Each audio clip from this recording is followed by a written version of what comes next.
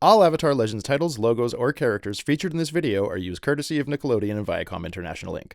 All rights to these materials are reserved, and none of the presented material should be construed as a canonical addition to the Avatarverse. Water.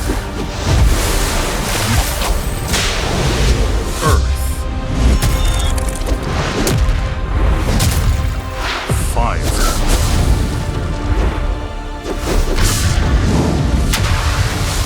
Air.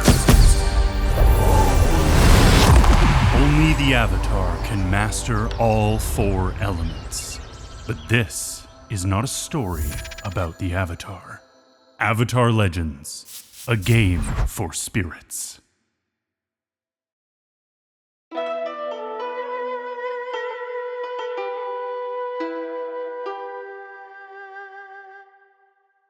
Hello and welcome everybody to Avatar Legends, a game for spirits. As usual, I'm going to take a moment and ground us in the world. It's been 10 years. 10 more years. Of the world changing, of it growing, under both the tutelage of the Lotus itself and our very capable heroes, and many others. The fledgling nations of the world, which are not unified enough to call themselves nations, have begun construction of grand works both sociologically and physical. The Earth Kingdom has its first cities built subterranean. Beautiful, beautiful things. The North Pole has seen an influx of new waterbenders that are now building the grandest ice city that the world has ever seen. And the Fire Islands are gathering a great consolidation of different tribes and clans, individuals and societies, all gathering together under the idea of fire. The air nomads, once traveling amongst the world, have begun to build their first temples and have begun to consider their place in the world. Also considering their place in the world are our heroes, which brings us to introductions. Hi, I'm Petra Skelton. I will be your GM for the evening. And our wonderful players here are all going to introduce themselves. We're going to start on the left as we usually do. My left, Chris. Hi, my name is Chris Murdoch, and I'm playing Denpo of the Southern Isles. He's got this huge box all to yourself. Yeah. I get to spread out. Trevor. Hi, I'm Trevor Gemma, and I am playing Adon, who is from a small fire-bending town called Tylus, which has now been joined in this consolidation as of last time. Hello, my name is Alan Williams, and I am playing Khan Dai Li, son of Yong Dai Li, and master of the Eternal Mountain Fist. Before we fully get into the nitty-gritty of the game and actually getting to that, three things I wanted to. I almost wasn't sure how many numbers that was.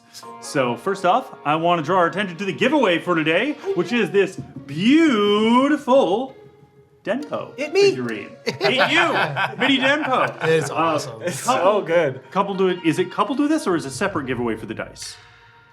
Oh, the dice thing. Oh, I forgot about the dice. The dice are happening, no, separate, outside of the stream. I think those are happening just on our socials. Okay. Check out our Instagram. So if you check out our Instagram, there's a giveaway for some wonderful cabbage dice. Yeah! Which couldn't be more perfect for this stream. So please enter that. I would love to see people posting some pictures. If they win, rolling with them, because I bet they look absolutely beautiful. Plus, if you get a crit fail, you can always just yell, "My cabbages!" Oh, you should have to. Yeah, of course. Mandatory. Yeah. I feel like if you get a success, you can also yell my cabbage. Yeah! Hey, my it's all about cabbages. deflection.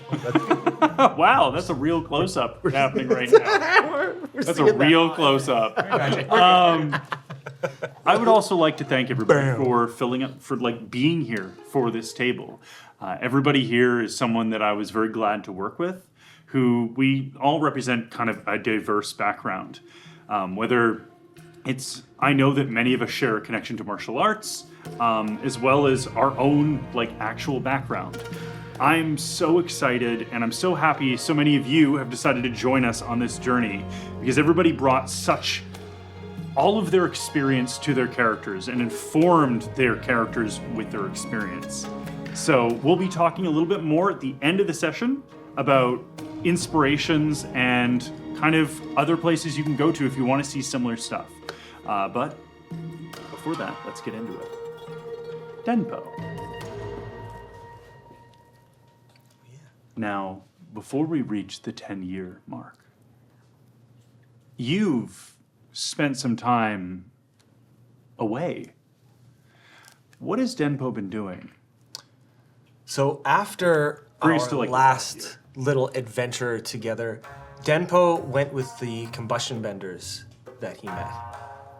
He had received a note from his friend Ka'alam, who is a master dumpling and sticky rice maker, that alluded to both a secret recipe being formed, a strange dream he had had that seems linked to our great spirit Dalikmata, and also a vision of a giant tree that Denpo thought at first might be linked to the tree from his homeland, or the trees and the mangroves from his homeland, but instead he's realizing that he thinks this tree is somewhere in the Earth Kingdom. So he spent the last 5 years with those combustion benders trying to find this place of what seems like deep spirituality, where maybe he can find some answers to some of the riddles he's had his whole life about how to navigate the responsibilities of heritage and personal identity. Yeah. So that actually brings us to there, because we'll leave the map for a moment. So in those journeys where you are with the combustion benders, it would take about a year to really track this down, following the mangroves, and it's so odd to find these trees in places that you wouldn't expect them. It really does feel like they've just continued walking a direction. This brings you through mountain, through desert, through what feels like the whole Earth Kingdom, until you find what first looks like a forest. Massive trees shrouding a swamp. I thought I'd taken care of that. Just sorry for ruining it. I thought that had been done a long time ago. My apologies. Just a brief reminder, we're all human beings here, and occasionally stuff like that happens. The swamp here is different than anything you've seen before in this context. In the way that the heat is kind of sweltering, the air is thick and humid, and I don't know, every aspect of this place has so much life. So much life. The trees themselves, the water, which you found out the hard way after walking in it for a couple days. There are leeches, or big old leeches. Elbow leeches? Are there elbow leeches? Yeah. Elbow leeches are the worst. Yeah. The combustion benders are happy to journey with you, and you do find your friend, who set up a stilted house with a thatched roof inside this foggy swamp. It's easy to find them based on the signs they've set up that are advertising a dumpling house coming soon. Yes! It's easy to kind of fall into a pattern here. The push and pull, you're a waterbender, you're used to the push and pull of the ocean, of tributaries and rivers. The push and pull of the foggy swamp is very different. Instead of pushing outwards and inwards, everything seems to swirl, move in a circle. Everything feels interconnected. So let's bring you to the 3-year mark, where you've met with Ka'alam, and you're just sitting in his dumpling restaurant. No customers yet, but soon. He's cooking away, like working at some actual dumplings themselves. You can't, if you are in this space, you are eating. That's just the general rule. That's right. This is how that works. Yeah. That's why they serve small dishes. The combustion benders have built their own houses following influence here, and they've been a great help. They've also been not doing too much of the Sparky Boom Boom inside the Foggy Swamp. Discovered really early on that was partially a bad idea because some of that gas coming off of the swamp turns out just turns into fire. It is just swamp. It is just swamp gas. So yeah, your friend's just working at a walk. So you had friends, right? Like you were meeting up with people. That column, that kind of hurts. I don't mean it Had that friends. way. You know I don't mean it in that way. I know.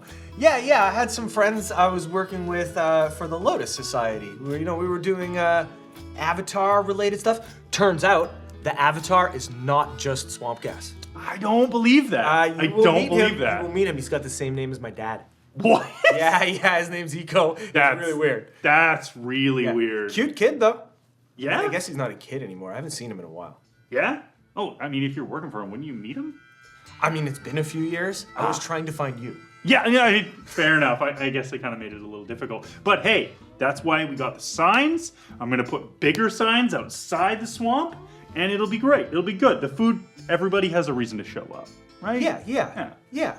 Maybe some signs in populated areas might do a thing. I'll take one for you next time I'm around in town. Yeah, that's a good idea.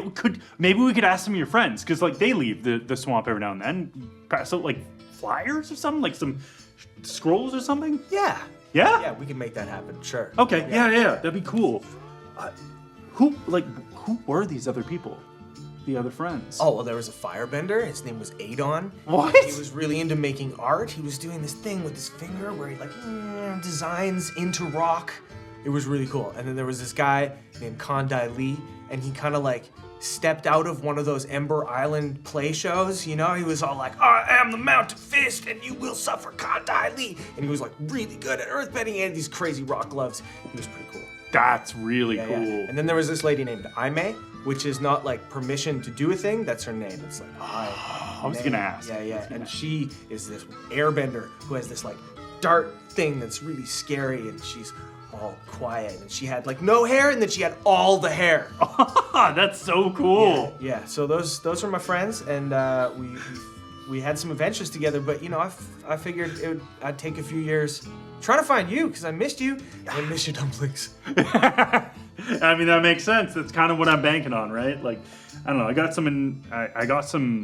I mentioned that. Like, I got money. Like, what did they call it? Seed money. It was money with seeds.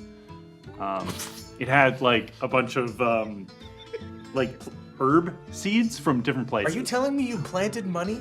No. Like with the money, there was also like a satchel with a bunch of like seeds, plants. You saw my spice garden. Yeah. I was just growing stuff. Like there's stuff in there from the Fire Islands. Well, cool. I can go get those. Yeah. Okay. They were given to me by the investor. So you two smiling over there. I bet you already know who that investor is. No other way. There's no other person. But it's also just seed money got me. That's really funny. I gotta go. Not here currently. This is the first time because nobody said their name.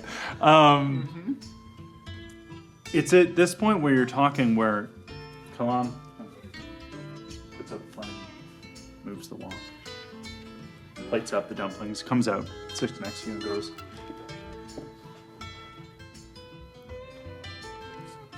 Did you,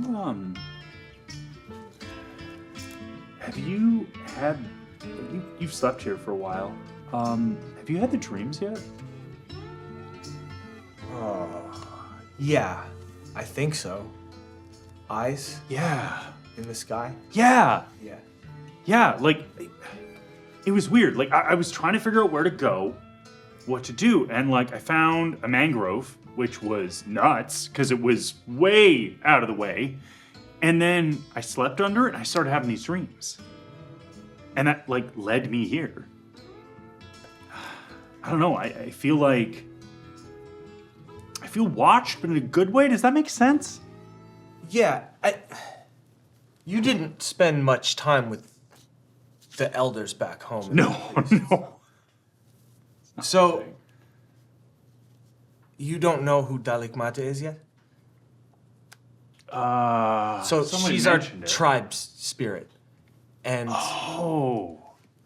she's the omnipotent spirit. And she's a daughter of the Mother of Faces. All of the stars are her eyes. And every night she cries for all the awful things we do for each other. And it sounds like she's talking to you. Wait, sorry. Are you saying she's real? It's all real, man. If there's anything I've learned from these combustion benders and the Avatar is it's all real and a lot less of it is swamp gas than you would expect. Wow. Okay. A lot to think about. Well, we might as well eat while we do it. And Way ahead of you. hey, don't eat all of them. The next couple years are spent, I imagine, exploring and experiencing the Foggy Swamp. As you do so, more and more people seem to slowly join your little community. And they're not just from the Earth Kingdom. They seem to be, or from those lands. Every time the combustion benders leave and come back, more people seem to come with them. And these people are contributing. They're building things. They're helping maintain. People start showing up to Callum's restaurant. It's genuinely turning into a thing. But this doesn't take away from your time that you have in the swamp. One day, when you're bending, you've described before how vine bending works for Denpo. Describe it again for those that are tuning in. That's changing too. So, in the past, Denpo has learned to bend vines by bending the water in the vines. Right. And over the years, studying the combustion benders and being around other benders, which is still sort of rare in this time, he's developed this idea that while bending looks different, it's because that's what makes sense for each of those elements. Mm-hmm. A punch is a punch, but the reason why a firebending punch looks a little different is because of the slightly different attributes that you need to work with fire, or with earth, or with water. And so he started to watch how other people bend, and he's been incorporating that into what he can. Yeah. And what he's realized is vine bending is one step away from blood bending. And he's not sure if he's comfortable with that. So he's been grasping for a way in this very spiritual and nature and life-filled place to search for connection instead of control. And so his vine bending is looking smoother and less like a thing of force and more like a thing of connection. Okay. So, one day when you're deep in the swamp, you don't know if you've taken a wrong turn, right turn, but you've ended up in a place unfamiliar to you. The canopy seems to press down and wind through the swamp itself. They're not so much vines as they are tree trunks, vast and gargantuan in their journey. The fog here is thick. But as you sit and stand for a moment to catch your bearings, you notice that as you reach out through the fog, because you're a waterbender, you can move fog easily. As you do that, as you call the fog past and through, you notice that other things around you answer that call. You see that plants sway and twist the same direction you do. See that vines there's no resistance or static to the way that they move. They're not suddenly reaching. It's a smooth movement that looks as it does when it grows, as if you're simply removing the time necessary for that to happen. You will find over the next while that your ability to plant bend to vine bend is easier and easier. It feels... What? That's so cool. It feels like the swamp itself, just being here, is teaching you, is educating you in the small eddies in the swamp water, the twisting vines, the ways that they catch small birds. There are predatory plants in here. And this brings us to a point where you're in another one of your... You've described how meditation works for Denpo. You are exploring that in this instance, and it gets interrupted by your combustion bender friend. Oh yeah, who is this friend I've traveled with for a long time? What's his name? Oh, they don't do names. They don't do names. So, how would you have referred to them? I gave him the nickname.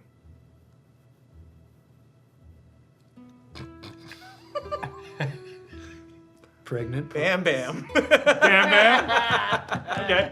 Oh, yeah. Yo, Bam Bam, what's up? I don't know. I'm feeling kind of tight. Like just, I don't know. I haven't gotten a good fight in a while. Do you want if we spar?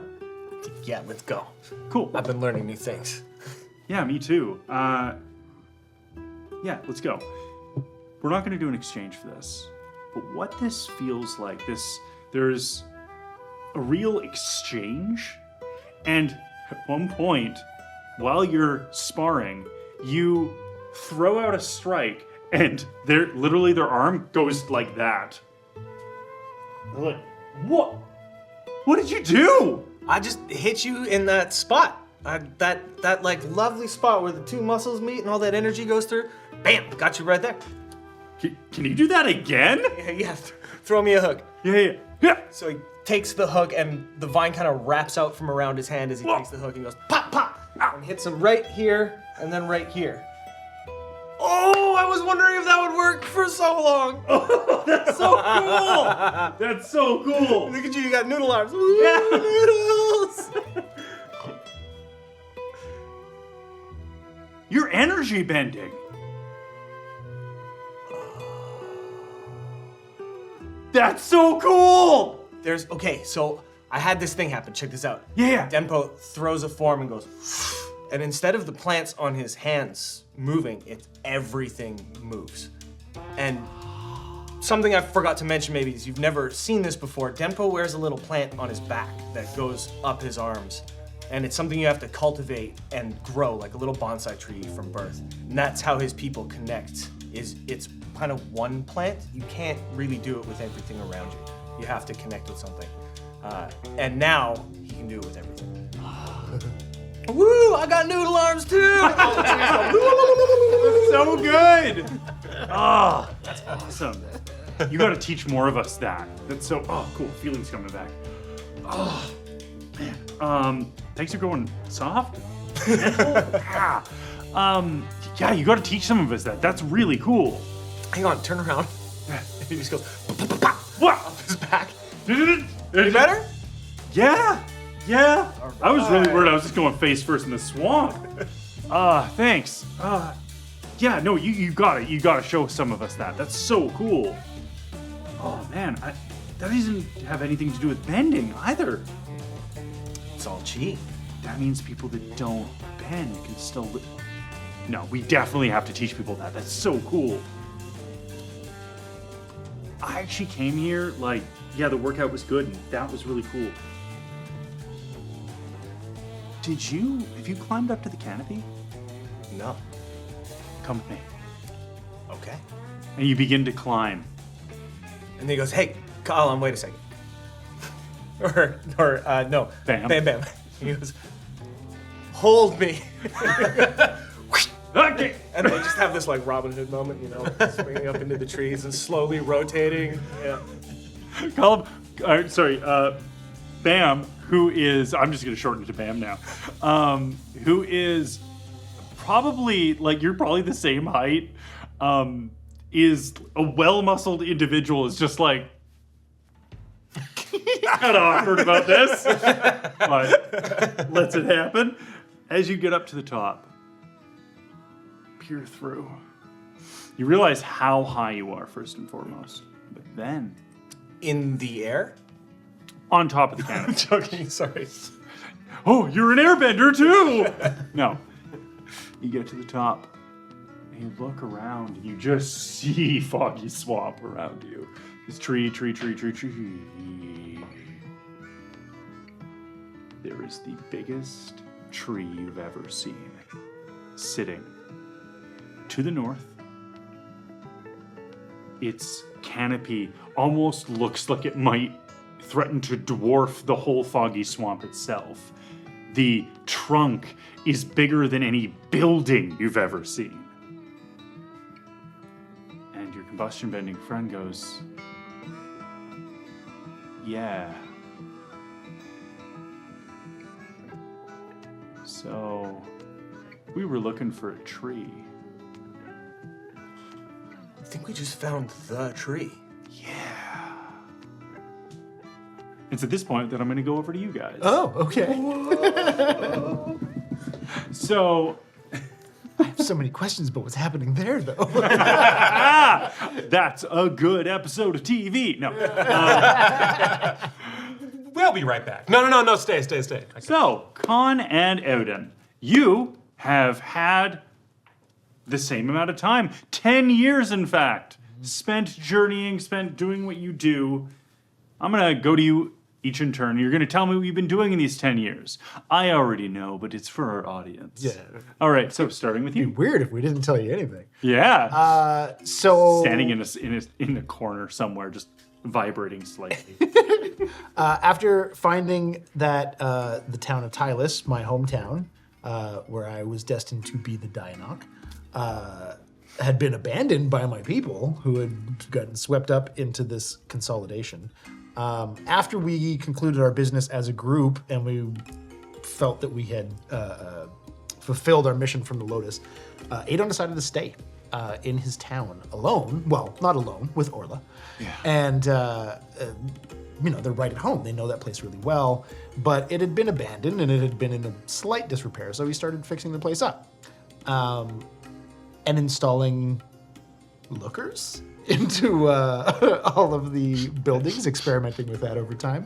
But also has a newfound connection to, there's a lot of guilt associated with why people left, thinking that the fact that he ran away and turned his back on his position as the Dayanok, and that maybe that was part of why they so willingly walked away.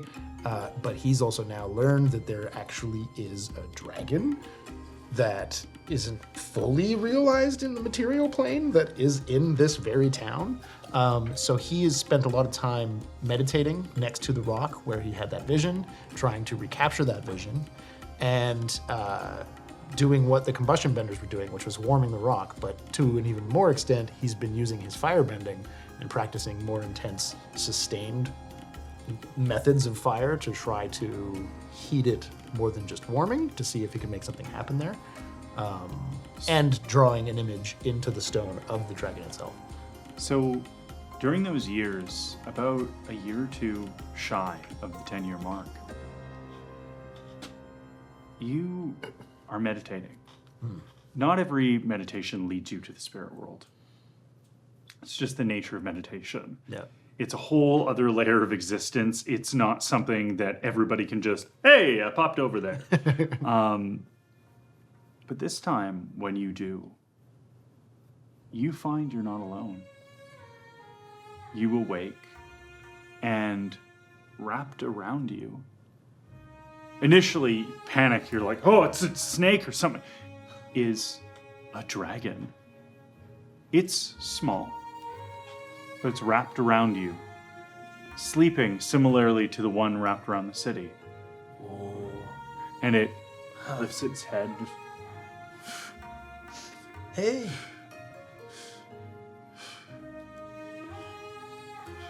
Huh?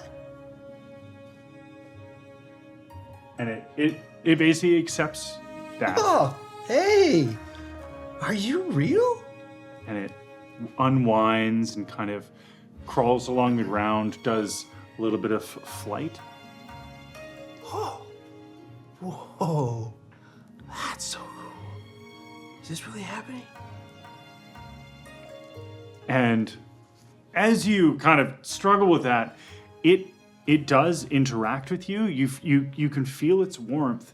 And when you pop out of your meditation as a result of finally like kind of shock and everything, you find you're touching the stone. Oh. That was really happening. And the next 2 years, you will find that you can visit your new friend frequently. Every time you make it to the spirit world, they're waiting. And they journey with you. Oh, in the spirit world? You don't leave the town, but Okay. yeah, they basically like wander around you as if, as like a cat that you're earning the trust of. Okay. Think kind of like that. Cool. They tend to like crawling a lot more than they do flying. Their wings don't necessarily look vestigial, but they aren't the most sweeping grand thing you'd imagine. But they are very active. Long snout, swept back horns. We'll now go to Khan. Okay. Khan Daili, What's up? what have you been up to? So, in the last 10 years or so, Kondai Lee has continued to train with his as of yet unnamed master. I think he would, like, in the desert. I think he would ask every now and again and still not get an answer. He's like, well, all right. And he's started to perfect his technique with encasing his hands in stone, and now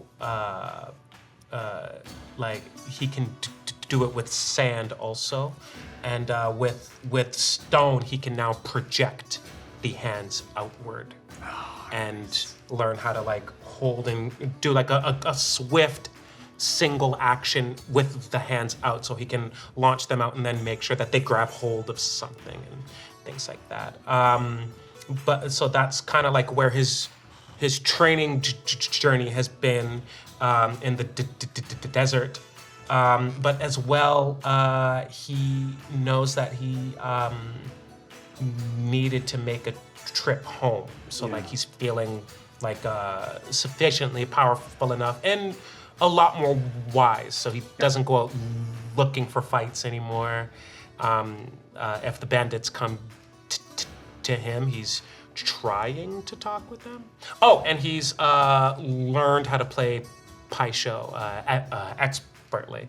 So it's funny because yes, when you brought the Pai Show board to your master, they already knew how to play it, of course. But you mentioned learning with your rock hand technique that they could grab. Your master learned that you could do that the first time you landed a hit on them. Oh. At which point they laughed, and if you asked their name, they told you that their name was simply the Archivist. The Archivist? Yeah. I can write it down. Everybody makes notes. Yeah. Wait.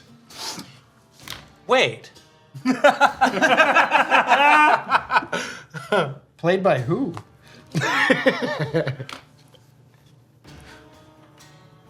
It took a while, but you finally got me. So that was good.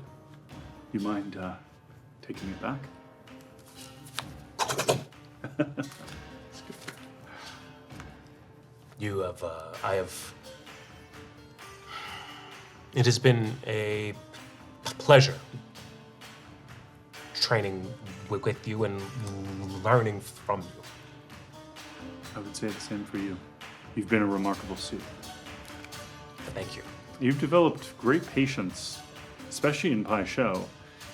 If I lose to you again in Pai Sho, I may break something. Well, you could just accept defeat now and step down and let me assume the mantle of master, but that's, or we could keep doing this over and over again if you want. Mastery is not a mantle. It's a journey.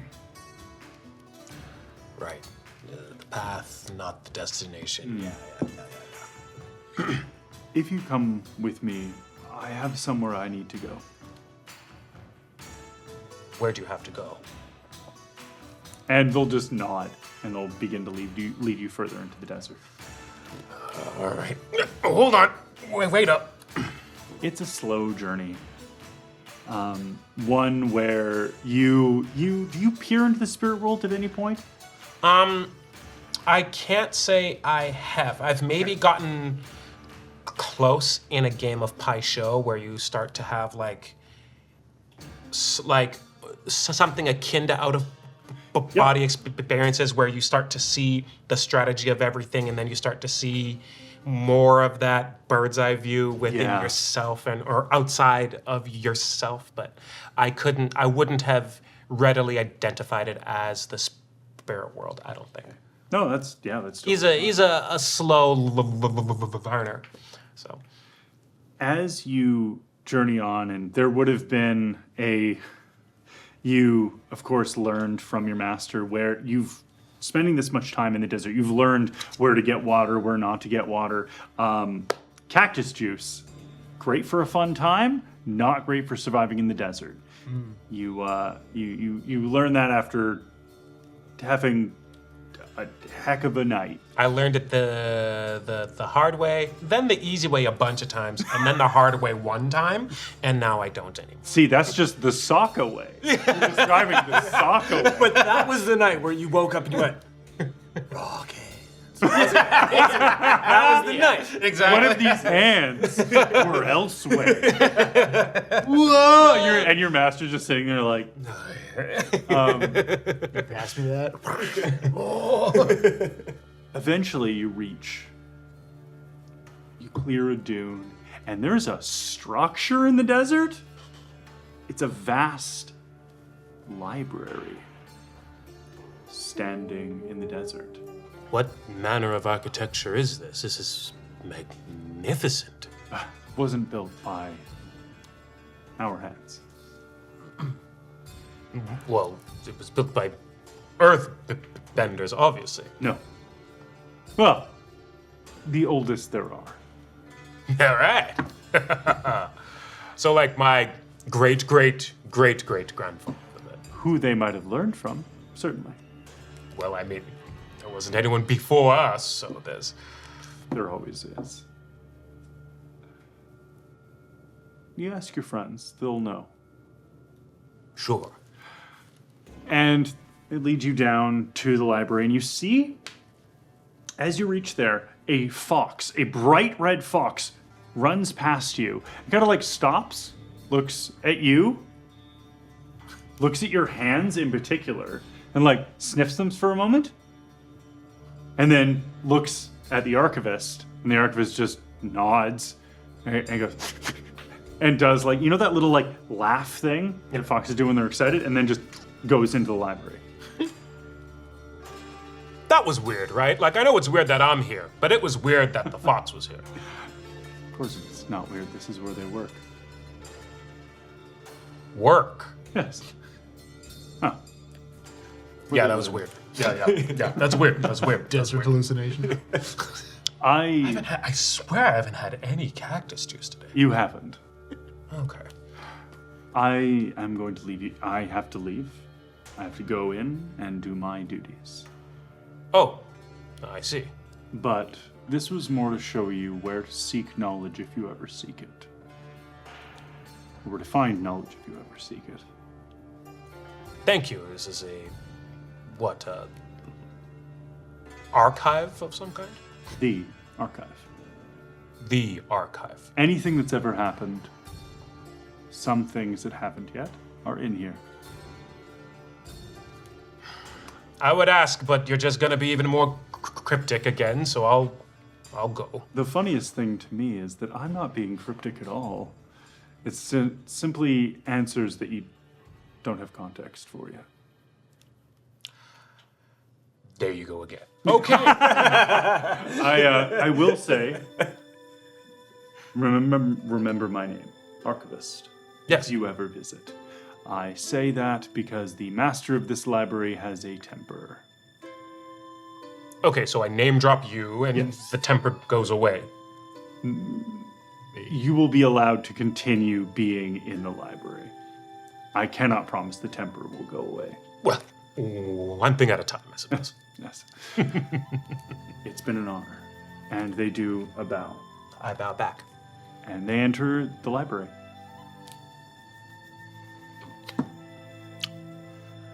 There's a long walk here. This is gonna be a stupid walk back. Ugh. I got enough water, right? And sand, lots of sand. All right, and I just walk. Yeah. And I make my way home. Yeah. Okay. During this time, any calls from the Lotus, Adon would have taken up just to work with team. The team name. Team not Avatar. Avatar! Team Lotus. Team Lotus. There you go. That won't backfire. I didn't say that. No. What? Oh no. Do I smell irony? Dramatic irony? So you return home. You find that, and I assume at this point, this is where Khan Daili kind of accepts the role that's waiting for him. Yeah. You find that that role was waiting for you, but it's not restrictive enough where you can't leave for Lotus duties. In the way that your people, your father, whether it's from your absence, or something else, has grown less concerned with the strict rigidity that marked the earlier steps of his life and has allowed people to come and go. You also know and see better than anyone else that the Eternal Mountain, your people, are an island amongst a sea. There are other kingdoms, other warlords that have cropped up, all with different claims for different sections of everything. And it's funny, because for the first time, those roads look less like they connect everything and more like the borders dividing everything. At this point, we are now going to go back to Denpo. Denpo, you, I imagine, seek out the tree after you get some supplies and everything.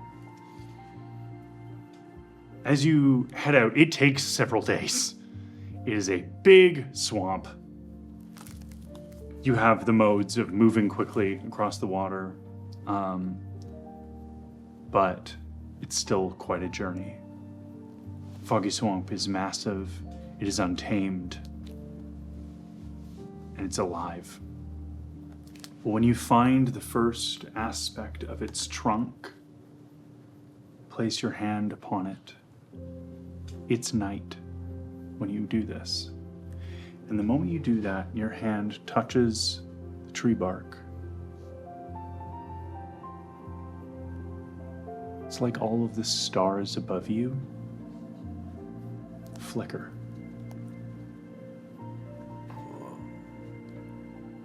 As if blinking.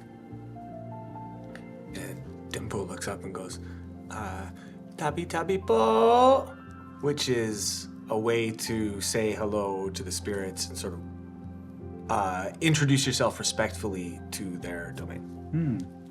So there's no direct answer. But those eyes, those stars, continue to watch you even if you journey on, you know that they're above. Even as it starts to rain, due to the humidity of the region, a constant, those eyes don't go away, because they don't simply carry with the stars. Even when they're blocked by the canopy of the trees, you see the many eyes of the fog, of the swamp life staring out at you, watching you.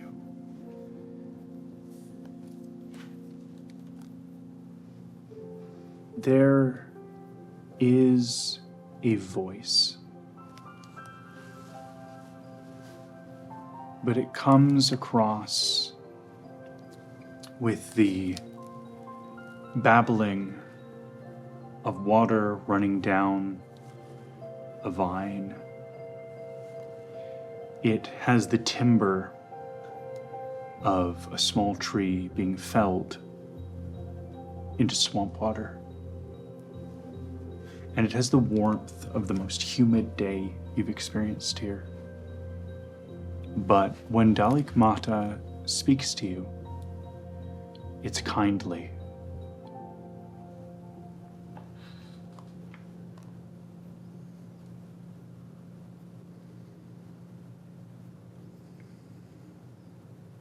Your journey's been long.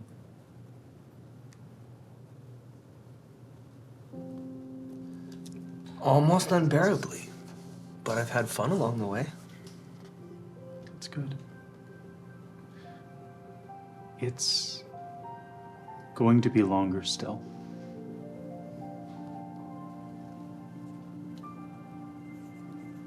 I'm very happy to have seen you go so far. Thanks. I feel like I owe some of my journey to your guidance. That's very kind.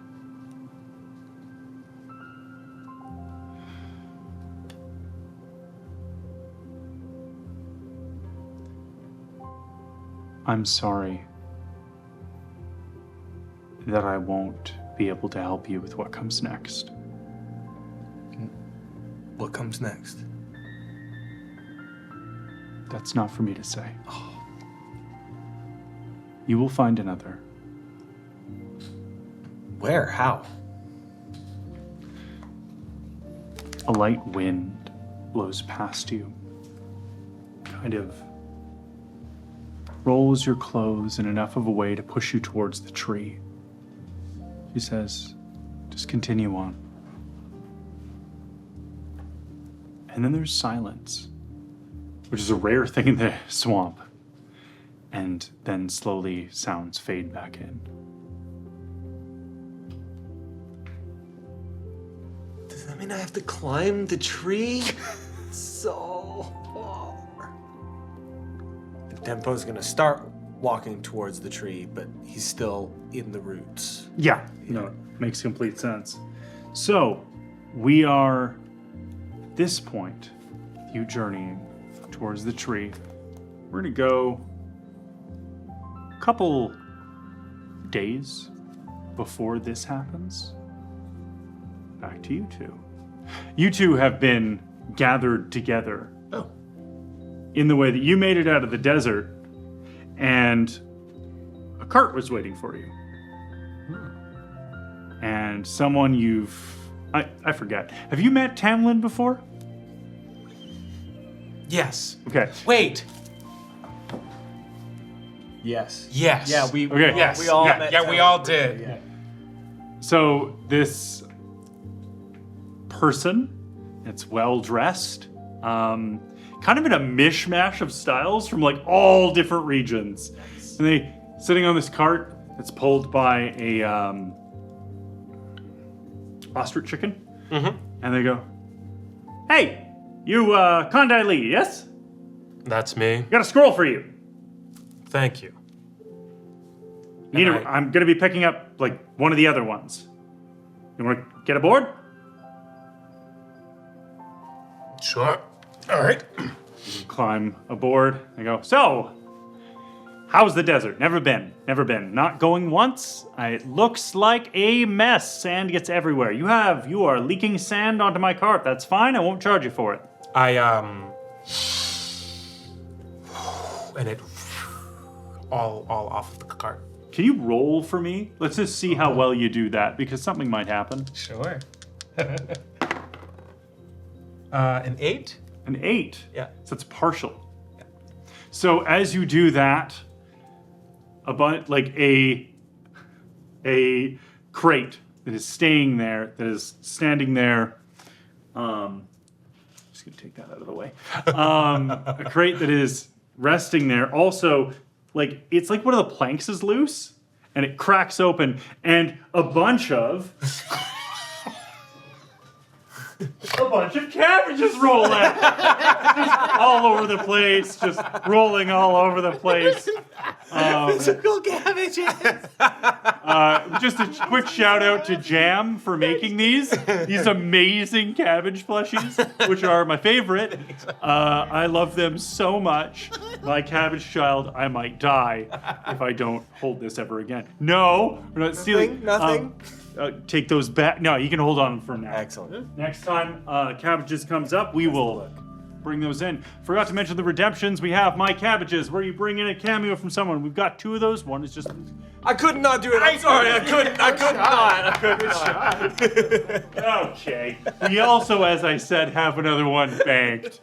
Children. You don't give children things. Give them back. Give them back. This is what happens. He was behaving. This is what happens. Got it in the shot. No. They ruined it for the rest of us. Come on, let's go. Okay, here we go. I thought Trevor would get to keep his cabbage privilege. My cabbage! Get punished as a crew. But the cabbages tumble out, and Tamlin looks back and is like, my cabbages! As they roll out. That's fine. It's fine. Don't worry about it. Don't worry about it. Hey, is it just me, or do cabbages come up a lot? I mean, they're a primary export. Well, I guess I never thought of that. I mean, you think that's weird? You should have run into. I met a person whose foam. They whenever they got excited, they foamed at the mouth, and it was so thick, so viscous that I'm pretty sure I could have tamped down a looker with it. I only know what some of those words mean. I hear that a lot. Let's go. And off you go. As you are, you hear a cart roll outside. This is sometime later, obviously. This is an instant. Sort of aching for social interaction, being alone in my village forever. Just running out. Hey! Oh! How's it going? Oh! Hi. Hey! Got a scroll for you. Oh, awesome. How are you guys? Doing good. Got a steady job. They point to the cart, which has the lotus symbol on it. Oh, Yes. what are you doing for them? What am I doing right now? Just bringing con places? No. Nobody understands. Shipments, carts, Oh. Oh. cabbages again. Cabbages again. Oh, do you have cabbages? I'm a shifter. I shift from place to place. Person to place to person. I guess Bringing a that place makes- to a person is a little harder. Yeah. Yeah. Yeah. I've done Not it before. impossible. No, definitely not impossible. I've done that recently. I made a little buddy. You made a little buddy. So I am concerned you've been spending too much time by yourself. I will say that right now. I mean, valid, but Valid. that's not what I'm talking about. Okay, remember the combustion benders when they were heating the stone over here? Yes. And then we touched it, and it had. Yeah. Like- I should say they have no idea how to play Pai Sho. They just made things up as they went, and it's like there's got to be. I thought that was the game. There's a real game there. I knew there was a real game there. Oh, really? I know how to play it. I'm sorry. Pie show. What's pie show? Oh, and I pull out the game board. You hold this. We're to talk. Yeah, come over here. Okay, look. See this? Okay, there's the big drawing in the stone, but then under it, there's the little guy. Right. The little guy's real. But he's not here. He's in the spirit world. They're in the spirit world. Okay, get on the cart. No, I'm serious. Look, have you been meditating or no? I play the game. Right.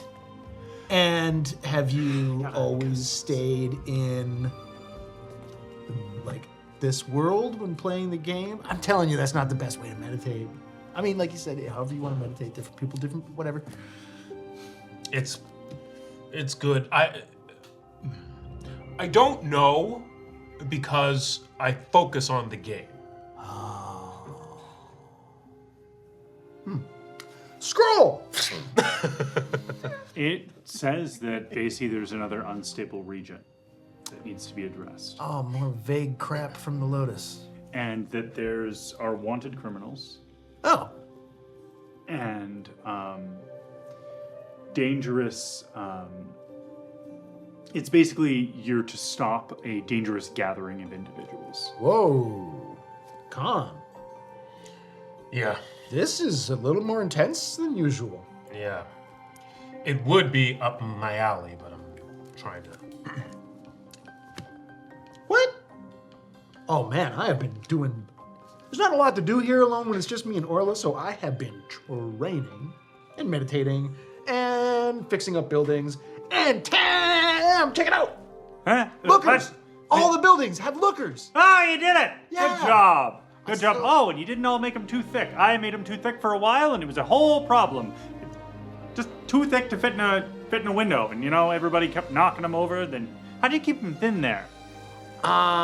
Patience. Patience. Patience. Don't got patience. How'd And you figure it it's- out? And okay, so I built this thing that's got like it's about how much. I feel like we can. This is unnecessary. We can Okay, bring okay. this home. Yeah.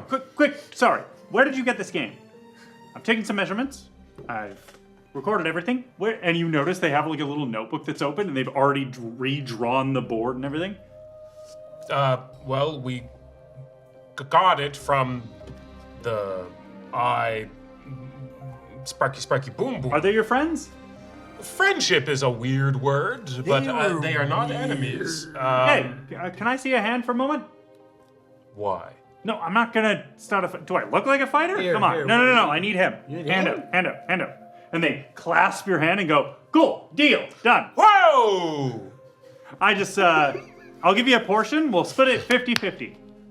What are you doing? I'm gonna make a bunch of these. You kidding me? Make a killing. See now this sounds like something you should do, not the Lotus stuff. Huh? Like just moving stuff around for the Lotus doesn't feel like Just. you. I just made a deal moving you two mooks.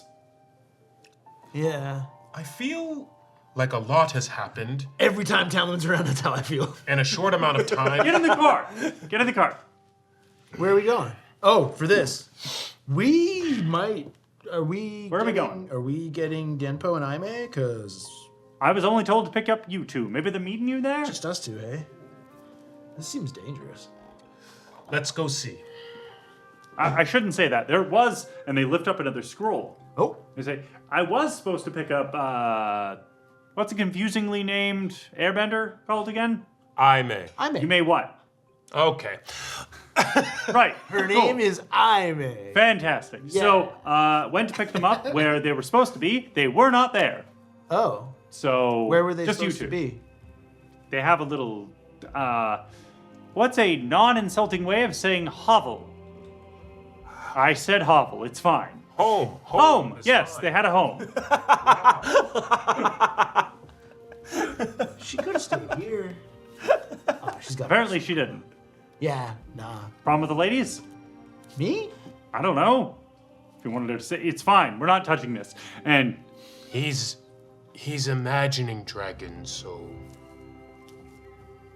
huh, Look, imagine dragons.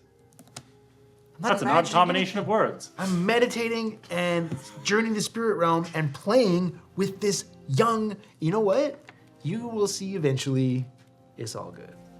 Every time a bender has said, you will see eventually, typically it's then followed by something of mine being burnt down. But let's go. Nah, we can ride Orla. Toot toot. It's at this point you begin, and again, we're going to use my chest here. Stop making it weird. I'm not. You made it weird. Journey down to this region. A land definitely helped. Journey down to this region. That's a big Cool? region. It's a big region. It's like the biggest region. What? I feel like clarifying with the word landmass is not going to help. What? It's the biggest landmass on the map. It's like, this is not making it any better. Listen, I'll take these compliments. It's fine. It's fine. We were doing so well. Choices. We'll go back to you. Yeah, let's get mature. What? I'm here. You get mature, you don't need to stay mature. This guy just holding Werther originals. I'm sorry. I'm derailing my own game. So, you begin to climb this vast tree. And even as you do this, it is so big. This is like, if you weren't a vine bender, this would be like scaling a mountain.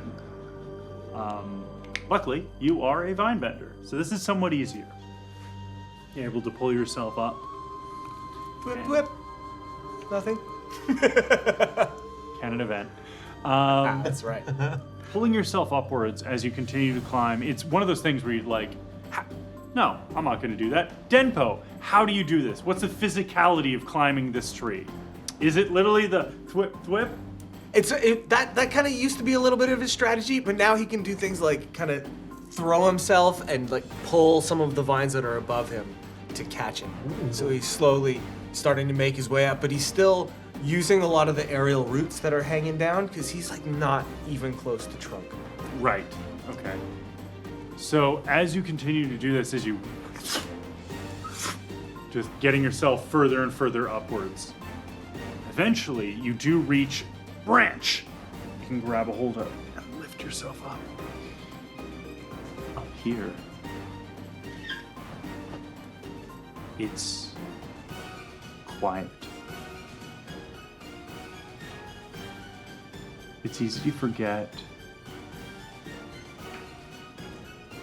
how high up you are.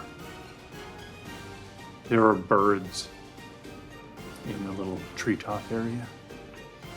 But there's a flat platform in the center, almost like a basin where a bunch of the branches are coming out. Do you approach it? Yeah, we'll go sit. As you move there and sit, do you try to meditate? Yeah, and he's never been much of a sit to meditate kind of person, but this feels like the place to try. Okay. He's never felt this close. There's so much stimulation, so much life around that doesn't feel like he's kind of got to move in order to clear his mind. Yeah. Can you roll, I don't know if I want to make you roll for this. This doesn't really feel like a roll. One moment. I'm gonna check my jam. Thanks for the swamp tunes, DJ Depth of Field. Oh yeah, DJ Depth of Field. Our lovely DJ is here that's been keeping us in the best of music. Thank you so much. This would not even be half the game without you. So Instead of the air horn, it's Yeah, give me that finger picking blues. That's what I'm talking about. The Delta blues. Canonically the music of the Foggy Swamp. Yeah. It just is. They haven't quite developed their twang yet. That's going to happen over the next couple hundred years. Just part of the humidity and everything is lovely in this region. Yep. Takes time. Good twang.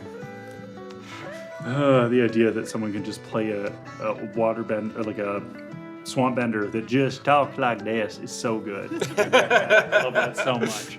And it killed me initially where I was like, I can't do that yet. It doesn't match the era, but it's fine. Yeah. As you meditate, though, you are able to center.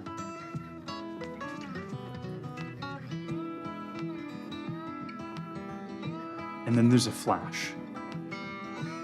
You see you are resting atop a tree still. But the bark is red. It's knotted and twisted. As you sit there, you notice the branches are bare, reaching up to a sky that is technicolor and wild. You look out, you see an expanse of land twisting around the tree.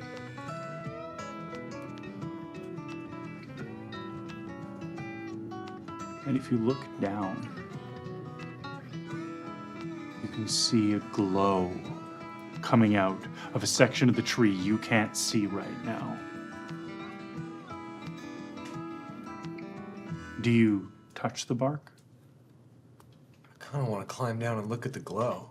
Okay. So, Does it feel safe enough? would you like to do a move to figure that out?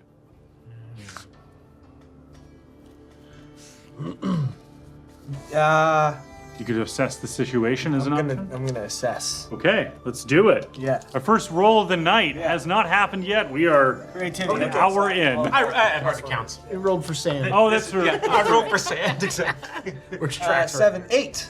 8? Yeah. That's a partial success. So, it seems like whatever this is an unknown to you, but it's probably fine.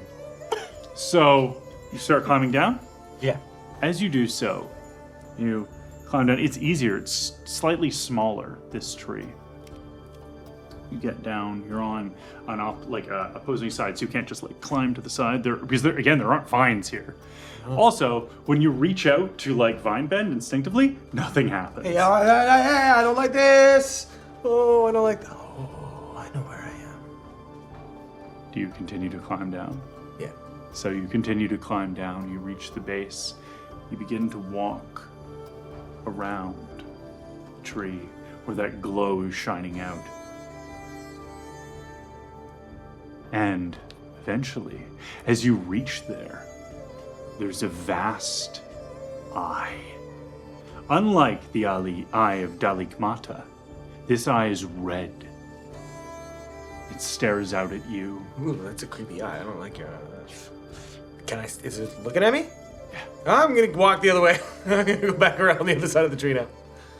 And all you hear is a voice that calls after you, "You're early."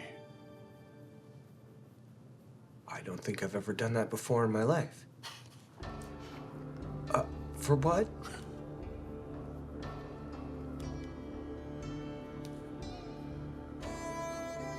Can't you smell the smoke? Can I smell milk? And at this point, you come out of your meditation. Ah! You smell smoke. Oh, shit. Oh, no. I'm gonna look around. Can I see it? There's no fire in here. If you look outside of the canopy, though, you see smoke and a fire coming off from a distant, like an outer section of the foggy swamp, where one of the roads leads into. No roads go through the foggy swamp, I will note. It's too difficult. Been way too difficult to make that happen, and none of the people that have settled here really seem to want that to happen, because why? If you learn the land, you don't need to master the land, you just know it. Right around there, there is a column of black smoke rising up into the air, passing by you. Oh, no.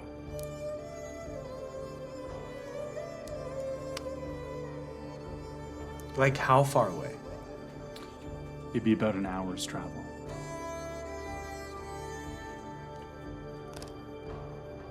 I'm gonna go. I'm gonna run. Okay. It's at this point that we're going to go to you two. You two in Tamlin's cart. You reach. This is about the same time. You arrive outside a vast swamp. Whoa. The mangrove trees and mighty other trees of various variety all around you seem almost oppressive in how they hang over you. The air is thick and humid, feeling like the opposite of the desert that you've gotten acclimated to. You see a gathering. You see a number of people wearing the lotus symbol on their clothes that are standing, and a number of them are in bending pose. At us? No, at people that have gathered to block them. Oh. There is like a whole group of people standing outside the foggy swamp, and they look like a whole range of people from different cultures, and you notice your combustion bending friend is among them. Oh. The people trying to block the other people? Yes. Oh. Orla? Orla. And Orla has been moving alongside the cart the entire time. I'm gonna jet step up onto her back. Coming? Yeah. And at this point, Tamlin looks and goes, "Yeah, I'm gonna leave." Yeah. And kind of turns the chicken around. As that's happening, you notice that that little lotus symbol that was on the side of the cart, it starts kind of peeling off a little bit, and then just starts riding away. Of course. Okay, diffuse or pick sides? Diffuse, obviously. Diffuse. Toot, Orla. You ride forward. Yeah, like between the forces. They go, and what you come into is a conversation in progress. By the order of the Lotus, you will stand down.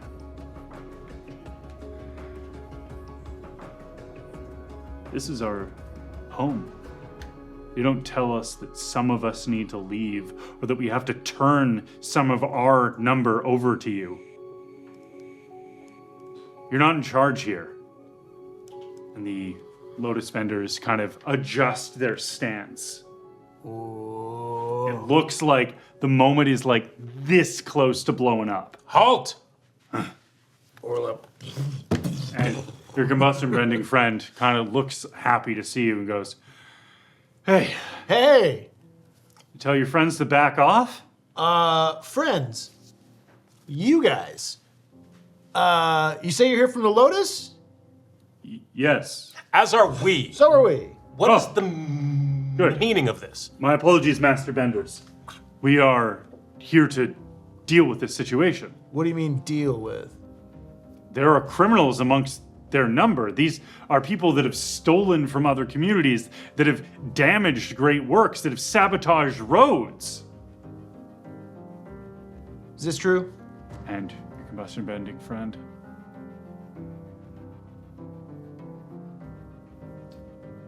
The people that live here, they call this place home, deserve the right to call a place home. Okay. Have you been behaving yourself since last time? Denpo left with you. Yeah. Is Denpo here? It's funny you mention that, because at this point, Denpo, you run up. Hey! Denpo! Oh, seriously. Yeah, hi guys. What's happening? Your Lotus friends are trying to take a bunch of people away.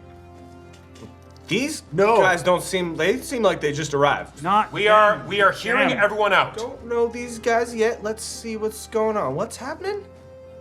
And the Lotus marked members go, "We're here to arrest criminals, rabble-rousers, and seditionists." Do you have names? Yes. Oh. Pull out a scroll. Well, it can't be these guys. These guys don't have names. We don't have many of those here, man. Yeah, who are you looking talking for? about? Do we have names? You don't have names. Oh, yeah. No, we have a list of names. They're common criminals and the like. They've all been gathered here. How do you know these? I mean, none of these. This group, kind of, they go their own way, but they're well-meaning people. Most of the people here are running from warlords in the Earth Kingdom. I don't know what you're talking about. Give me some of these names you have on your sheet. As you say that, you hear from behind you, from like your people that are all there, you hear, yeah! And he goes, and they give you a list of names. A number are Earth nations, some are Water Nation individuals. It's a whole range. None of them seem to name any of the combustion emitters, likely because they don't have names. While the names are being spoken, I'd like to keep an eye on the people that are from the swamp and see if anyone reacts when they hear their name.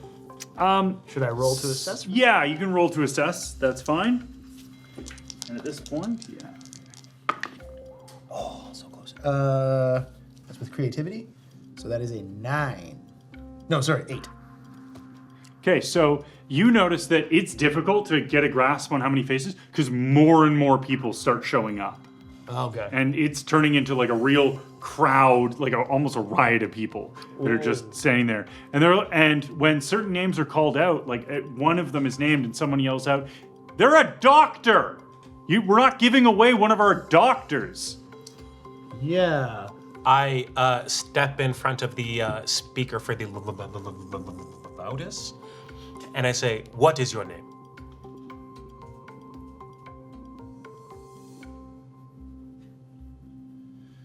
I asked you a question. What is your name? Tin. Tin. Yeah. Tim? Tin. Tin. Tin?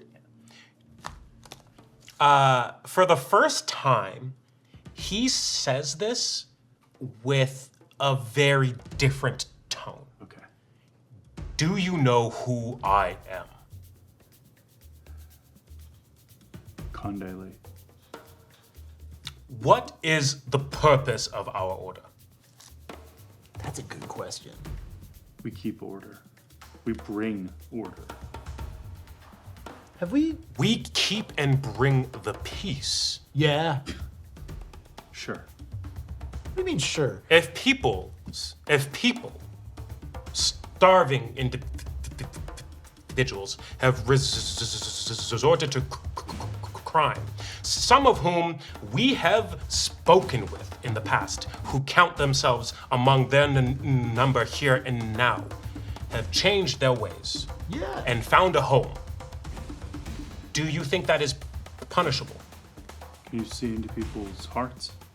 It's not that hard. You just have to put yourself in their shoes. These people are hardened and it's at this point that just a mud pie just hits this guy in the face, and he staggers. Not helping. I'm gonna use my GM move to escalate to violence. Oh man! And at this moment, when that happens, the Lotus members all basically ready bending, and it looks, in this instance, you know that violence is about to happen. And with you between these two forces, we're gonna call break. That happened so fast. I ready a move right as I see that happening. We're going to be back in just a little bit. It'll be 10 minutes, and we will be back in these seats dealing with the epic conclusion of episode 3.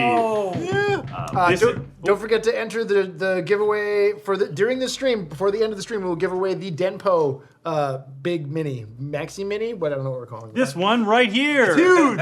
Yeah, it's fantastic. Oh wait, no, it was in action. Micro me. Yes, in action figures. Thank you so much for tuning in.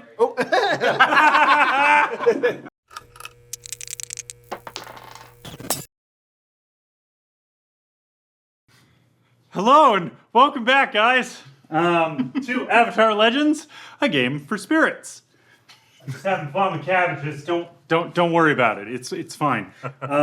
When last we left off, our intrepid heroes were stuck between an armed conflict. a rock in a swamp place. There we go. So you're at just outside Yeah, just inside the foggy swamp where the road ends to just swamp. Yeah. And people, you can see some stilted houses beyond. You can see that they've built quite a community in here. You can also see that from those benders wearing the lotus outfits, they are... What's the best way to put this? It's not a uniform, but their look is structured enough to feel like one, if that makes sense. Of course, these are all details that you might not pick out because you're in the middle of a fight. Yeah, I use a technique. One moment before we get there. Just to remind everybody, we got redemptions, and I've still got one in the bank. Actually, I guess I don't because I already used it for the mention of Foamy. So, we have 3 redemptions. We have My Cabbages, where you bring some beautiful cameos in. You have one where you can clear fatigue for a person, and you have another where you can shift someone's balance for one player. That one is going to be a combined 10 subs. If we hit that, some big stuff can happen because certain people are very close to the edge here. Yeah. Very close to the edge of who they are. Feeling very peaceful. I'm feeling very calm and caring. Don't make me go the other way. You might stay that way. I don't. There's something like, there's a good threat there of just, yeah, maybe you'll stay peaceful. Like, okay, calm down. Right? Whose voice was that? What? Oh, we are currently at 3 out of 10 subs, so 7 more and we will get it. Let's go. You never know. If it does, you just got to tell me who you want to do it to. Specify, otherwise I will do violence to one of my choosing. So, Here we go. we are at the beginning of an exchange. Yeah. Can I get this off beforehand or no? No, well, is it a technique you use outside of an exchange? It can be used in or out. Can it? Or is it a technique for exchanges? It's a technique. For exchanges, For yeah, okay. exchanges. Sure. Cool. Fantastic. But it kind of like you can kick it off. Sure. Well, basically how this works is... It'll be the first thing I do. Yeah, it'll be the first thing you do. Okay. This is like the first milliseconds of this, right? So, 100%. I'm not going to take agency away from you. No, it's all good. But like, yeah, no, you can't. I'm not taking agency away from you, but no, you can't. Don't ever try ever again. So we are going to start where I'm going to choose an approach for both sides of this conflict. This is really easy. It's 2 groups at this point. And I've chosen what their approach is going to be. It will surprise nobody to know that there is some violence involved here. At this point... Over here. Okay, I have chosen my techniques. Me too. I don't know. I guess we can talk about it if we want. Yeah, you can definitely discuss amongst you what you're doing, unless you want to keep it from the other players, in which case you keep it secret to yourself and don't reveal until I do. Okay, so you're probably going to take the first action, right? Word. I mean, it's all dependent on who plays what card, but I assume... Yeah, mine plays first. Is yours a defend and maneuver then? Or? Okay. Mine is a defend and maneuver as well. Okay, Okay, cool. then to change it up, I am going to... But I will say this, I probably need you to go before me, because mine will disable everybody in the area. Ooh. I've got mine. Okay. Yeah. Okay, so y'all can Present. reveal yours. Defend and maneuver. Yeah. Defend and maneuver. I am going to evade and observe. Nice. Okay, and they are basically the people behind you that are not affiliated with the Lotus are going to be evading and observing. Nice. The Lotus members are going to be coordinating. Or sorry, are going to be attending. They're going to be... I reverse that. Defending maneuver is what the individuals that are defending their home are doing. Okay. Evade and observe is what the people who are serving the lotus are doing. Oh, Yes. interesting. I did not expect that. Yeah.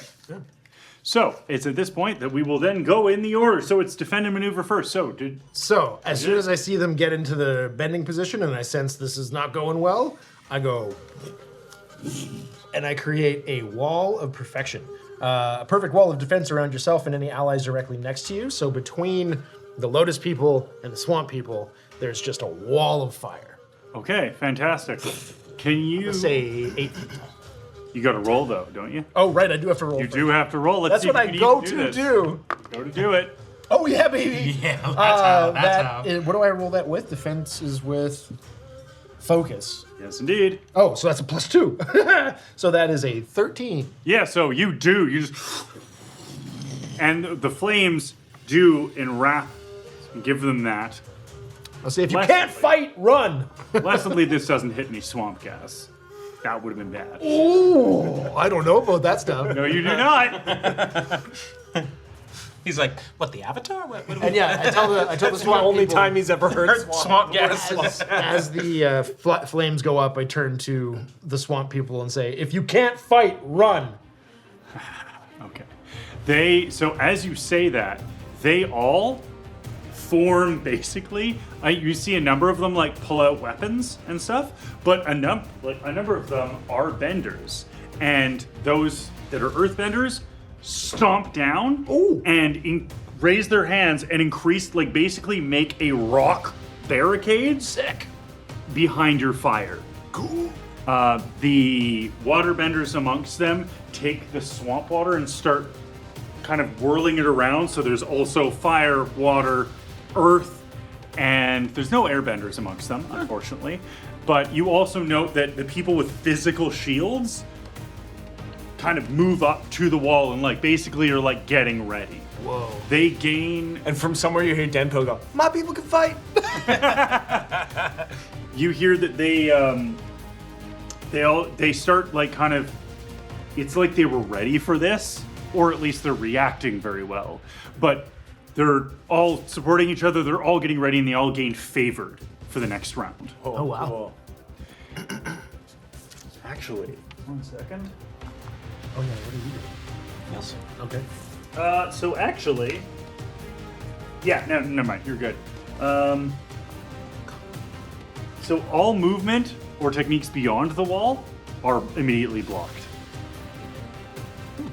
So now we move into advance and attack. Who had advance and attack? Oh, I actually have a defendant. Oh, you have a defend and maneuver as well. I'm so sorry. Well, so for it. as I'm standing first in front of a wall of flame and then in front of a barricade of earth behind that, I'm going to Rogia style leap up onto the barricade, and I'm going to raise all of the dried mud up and create a dust storm in the area of the Lotus individuals, and I say, Earth is eternal amidst the storms of change. Cool. Roll for me to see if you do this. It's really cool. It would suck if it didn't work. He does all that and then nothing happens. It's just like, I really need to practice that. Once Con makes his announcement, just again from the trees, hear Denpo go, Where did you I've get missed it? you, buddy. It's just like one of Ka'alam's like walks, converted as a symbol. Which, Oh, no. so that is not good, my good friend. So, would you like to tell the crowd what happens when you roll failure? I'm so used to practicing this technique with sand that the mud is like jamming me up really good here. Would you like to take a fatigue? I mean, I would have marked a fatigue anyway. Okay. So would I take a fatigue to make it a success, or? Yes. So I guess. Well, you won't be able to use that technique. You'll have to use the basic one. I see. Interesting. That's why we roll before we describe. Yes. It's all good. Or No, I appreciate you live life on the edge like me, Yeah, right. And describe first.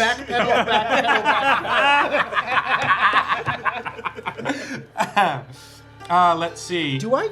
Yes. Sorry. So what I'll do is I will spend the fatigue, and instead I will intimidate. Okay, cool. Yeah. So that still counts as a success because you've gotten that fatigue. Does that technique gain you any additional fatigue? The technique I tried to do? No, the one that you Oh, just let's chose see. to do. Because you won't gain fatigue for the thing you tried to do because it doesn't apply until if you succeed. Succeed, that's right. Yeah. Okay. No, it just says when you intimidate an NPC into backing off, giving in, roll with passion. On a hit, choose one. So as you do this, if I may, so as you do this and you try I to don't do that, say you're here, so yeah. I'm so disappointed in you. So as Bandai Lee jumps up onto the wall, onto the shield's wall, and moves your hands to start raising the silt into the air, everybody braces, assuming Bandai Lee of the Eternal Mountain isn't going to mess this up. So they all brace for something, but it's enough that it gives them a hesitation. Is anybody doing attack? I just realized on a 13. Oh yeah, you could have actually done I another could basic. do 2 basic or mastered techniques. Yeah. So do you have another mastered or basic you wanted to do? I would. No. Okay. It's all good. Okay. Yeah. We'll Wall come of back Fire around. was pretty satisfying. Yeah, that felt good. So at this Yeah. point, we are now nobody is attacking at this point. Evade guess and I could- observe is occurring. Can I ready a retaliation? Sure. Set yourself for their blows. Each time a foe inflicts a fatigue condition or shifts your balance in this exchange, inflict 1 fatigue on that foe. Yeah. Yeah, sure. So I'm just ready for the next thing. Okay, cool. You're ready. Con, Foolish not to. what are your conditions? Like what conditions are active on me right now? No, like what conditions do you have there? Like listed on your conditions. Afraid, angry, guilty, insecure, and troubled. Okay, so I'll give you angry right now. Okay. Because you're frustrated. Get the storm, yeah. Yep. I mean, it could be that, but I think that might be a symptom of me being frustrated with these people right now. Mud isn't sand, we learned. We're on evade and observe. So you get to go first, then I will. So Denpo is using his playbook move called Feel the Flow, Evade and Observe. Just as you see the wall of fire reach up, the last thing you see is Denpo starting to do this. And almost like an earthbender move, it's almost like he punches the ground, but all of the vines come off of his arms, and you just hear a very leafy boing as he springs up and into the canopy. Okay, give me a roll. So as he's up there, what he's doing is studying the leader of whoever is in the Lotus Society. Yep. And he becomes favored. If they share a training with him, I learn their principles. So who is the leader of the Lotus group and how do they fight? Roll Oh, first yeah. for Yeah, me. you gotta roll them bones. Six 6, 7, and then this is... Evade and observe. So this is creativity or harmony, and you clear 1 fatigue if you have any. Okay, creativity or harmony? Yeah. I'll roll with harmony, so that's +2. So 7? 7. So that is a partial success. 8. So, or 9. 9. Still I can maths. So You're so good at binds. R.I.P. Vine. I'm so bad at TikTok.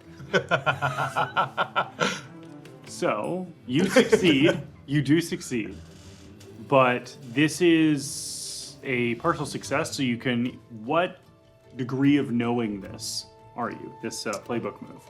It learned is practice? mastered. Oh, it is. Yeah. Then you're able to just use it. Okay. So yeah, that happens. So what you see is, and I'll say that you see this as they're instructing people, because as you get yourself up into the air, one among their number starts in basically directing them.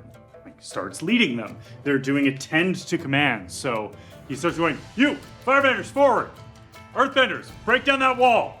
And everybody is literally following the instruction. You notice that they are not bending. They instead have a curved piece of wood, like a tonfa. Oh yeah. That's dope. Question then, that means they're a weapons fighter? Yes. So I share a training with them, so I learn their principle. Yes. Ooh. So you learn that their principle is justice. It's Batman. Any Justice fans, if you're I was just gonna. I thought Good you were albums. Batman. Girl. Yeah, I went with Justice. Justice. you guys, Earthbenders, break down that wall. Pete Holmes auto. No. No. Get out of here. We're losing focus. I mean, We're back. We're back. Okay, cool. I have so, negative so one. that's it. I have learned their principle, and on the next exchange, I'm favored. That means that I choose an additional basic or master technique, even on a miss. Okay, fantastic. So, as these people move up to the wall, they're not able to get past it all. This whole situation getting more and more and more. Nobody has reached a point of breaking. So, we are going to. I'm going to ask you a question. You can answer it honestly. Do you think this exchange is solved? No. Cool, then we're going to go into round 2 of this exchange. So, everybody pick your next approach. And as a reminder, we'll get you to roll before you describe what you do. Yes. So, Yes. keep this going. Yeah, roll Fine. first. Roll first, then you'll tell me what you do. But always pick your approach first. Right. So as you do that, I will then decide what I am doing. Okay, that.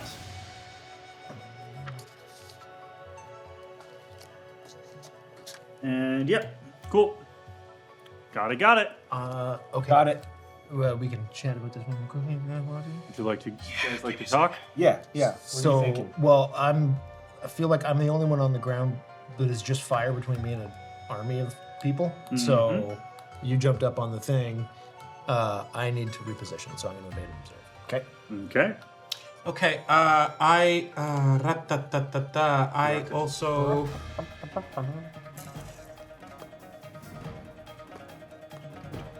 Yeah, damn, I'm stuck. I don't want to hurt the people. But I have so many things that are advanced and attack based that would work right now. But if I evade and with the observe. lotus. All right. Just try and Evade and observe. Subdue. Yes, I Whatever will. we I can to will subdue. Yes, I will subdue. you're evading. So you're really pushing this, like, to hold on right now, Yeah. right? Cool. I, as your GM, I'm going to do something to you. You are trying so hard to hold on to care. So much. So this is just going to go this way. You are one step away from going off. Okay. So what this interprets as is, in this moment, as you are getting ready to do whatever you're doing, you can't help looking at all of the people that are counting on you. You can't help but notice that the people you're facing down are wearing a symbol you have fought for. But still you hold on. I remember the first villager who asked me to help him, and how inconsiderate my response was. You remember their look to you as they just held their hands there, surprised that you just leave them when they needed you. Now, everybody, I will reveal what I am doing. What are you guys doing? Advance and attack. Advance and attack. Evade and observe. Evade and observe. Okay, so these guys, unsurprising to everyone, the Lotus members are doing an advance and attack. The villagers are doing a defend and maneuver. So let's do defend and maneuver first. So evade and observe, advance and attack. I have a question about Yes. that. So my wall of perfection states a perfect wall of defense around yourself and any allies directly next to you. Yep. Mark 1 fatigue to block a single attack towards the wall or keep an enemy at bay who tries to penetrate. Yes. So can I is that being maintained until it comes to me? Yes. Okay. It's So then- maintained until you say it's not, basically. Basically, Great. after you take that fatigue, the moment you decide to not take that fatigue, it will drop. Okay. Yeah. So it's triggered by them starting to try Correct. to pass it. Okay, so Yeah. I can like intensify it kind of. Yeah. Okay. So nobody else is advancing, is defending, maneuvering. So I'm going to do that first. So the crowd behind you you see that they're getting more and more tense, but they're all preparing behind that wall, getting ready for something. They are doing the protect objective maneuver. Because as they're doing that, you almost get fooled by this for a moment, and it's likely the Lotus fully does. But as they're doing this and presenting themselves as like the obvious threat by the wall, you see that some people are starting to run. Oh, good. Some people are starting to like basically duck out. People that are clearly not ready for something like this.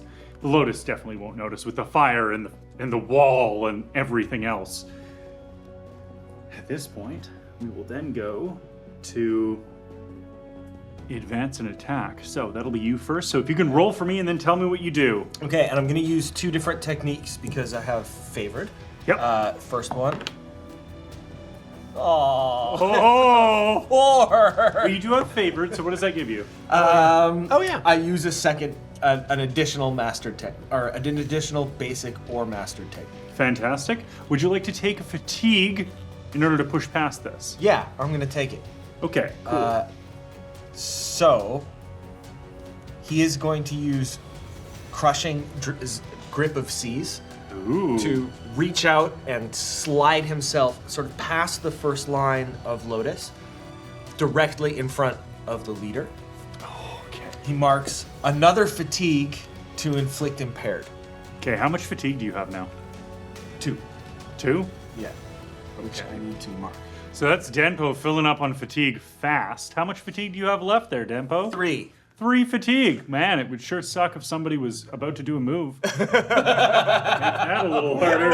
Oh no! So I'm inflicting impaired on him. Okay. On them. I'm not sure if it's him or not. That means they're slowed off balance. They mark 1 fatigue or take -2 to all physical actions. Okay, so they are impaired. So what does this exactly look like? He slides in, and how are they standing? So they were standing and like about to call an attack. Okay. And so their arm is up and they're basically about to throw their arm forward while they yell. Okay. So Denpo's gonna sort of slide through past this arm, loop a vine around the one, swing it to the side, grab the other arm, and kind of hold both and go, "Can we please talk about this?"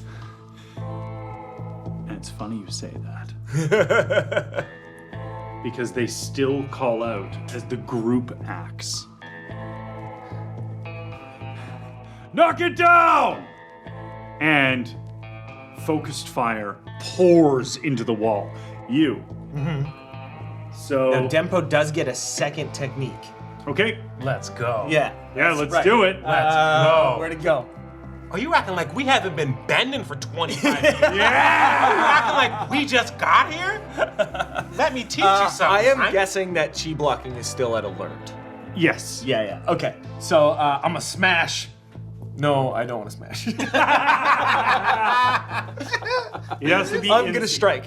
I'm Okay, gonna cool. strike. So he's got both hands like kind of wrapped with the vine. Yep. Anyone who knows anything about strong fighting, you know what that looks like. And then just throws the overhand right. Okay, cool. So that means. Strike a foe in reach, forcing them to mark 2 fatigue, mark a condition, or shift their balance away from center to their choice. To be clear, that is 4 fatigue total you've inflicted at this point. Just in Yes, I have. your 2 techniques. So this. All right. Bring it down. and basically gets dropped as you're What doing it done? this, down. The attack still goes through. Okay, so I am gonna use my bending to concentrate the wall of fire to complete this wall of perfection. So I mark a fatigue to block that attack. You do indeed. Yeah. I'm gonna mark 2 fatigue on you because it's a group, not an individual. I rolled a 13. I'll have you know, I am the foremost firebender in my group. Cool. Or the charge. That thing where you make fun of your players. Yeah. Fine. Yeah. I'm the only firebender in my group. Yeah, the foremost. That's how that works. So the attack goes through, and you block it, but it really starts to wear on you. I would say that as that happens, with the fatigue, it dims down, and now we can see at the top of it. Remind me of your principles. Mine? Roll versus freedom. And roll is red, freedom is white.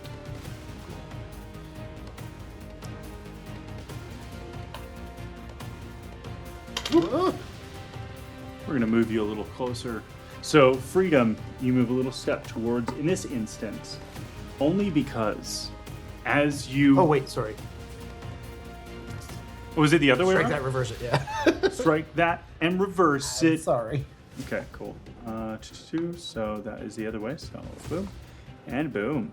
So as you do this, you're holding yourself towards freedom, or towards your roll, and it just... It's difficult to feel structured in this moment, where something you've worked for, something you've worked with, is trying to tear you down. Otherwise, you're fine.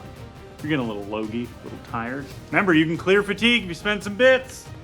You do it. You can help them. If you Denpo don't. has 2 fatigue, just, So do I. in case you're wondering. Oh, yeah, okay. There you go. Help our friends. Yeah. Don't help Con, though. Con's fine. Now we get to evade and observe, which is you two fellows. So Indeed. please both roll 2 dice. I don't know why I said fellows like that, but I did. May I ask you a question? Is it why I said fellows and that? That will come after the show. Fantastic. Can I opt to roll with care? I believe that's something. Yes. Sweet. Is there a cost? I can't remember. What's the deal for rolling with your balance or with your principal? Shifts you.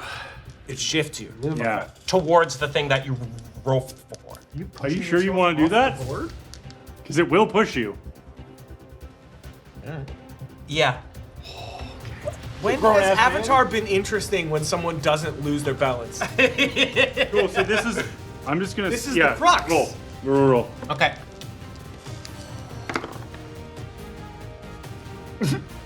Yeah. You know the great thing about that roll is? Huh.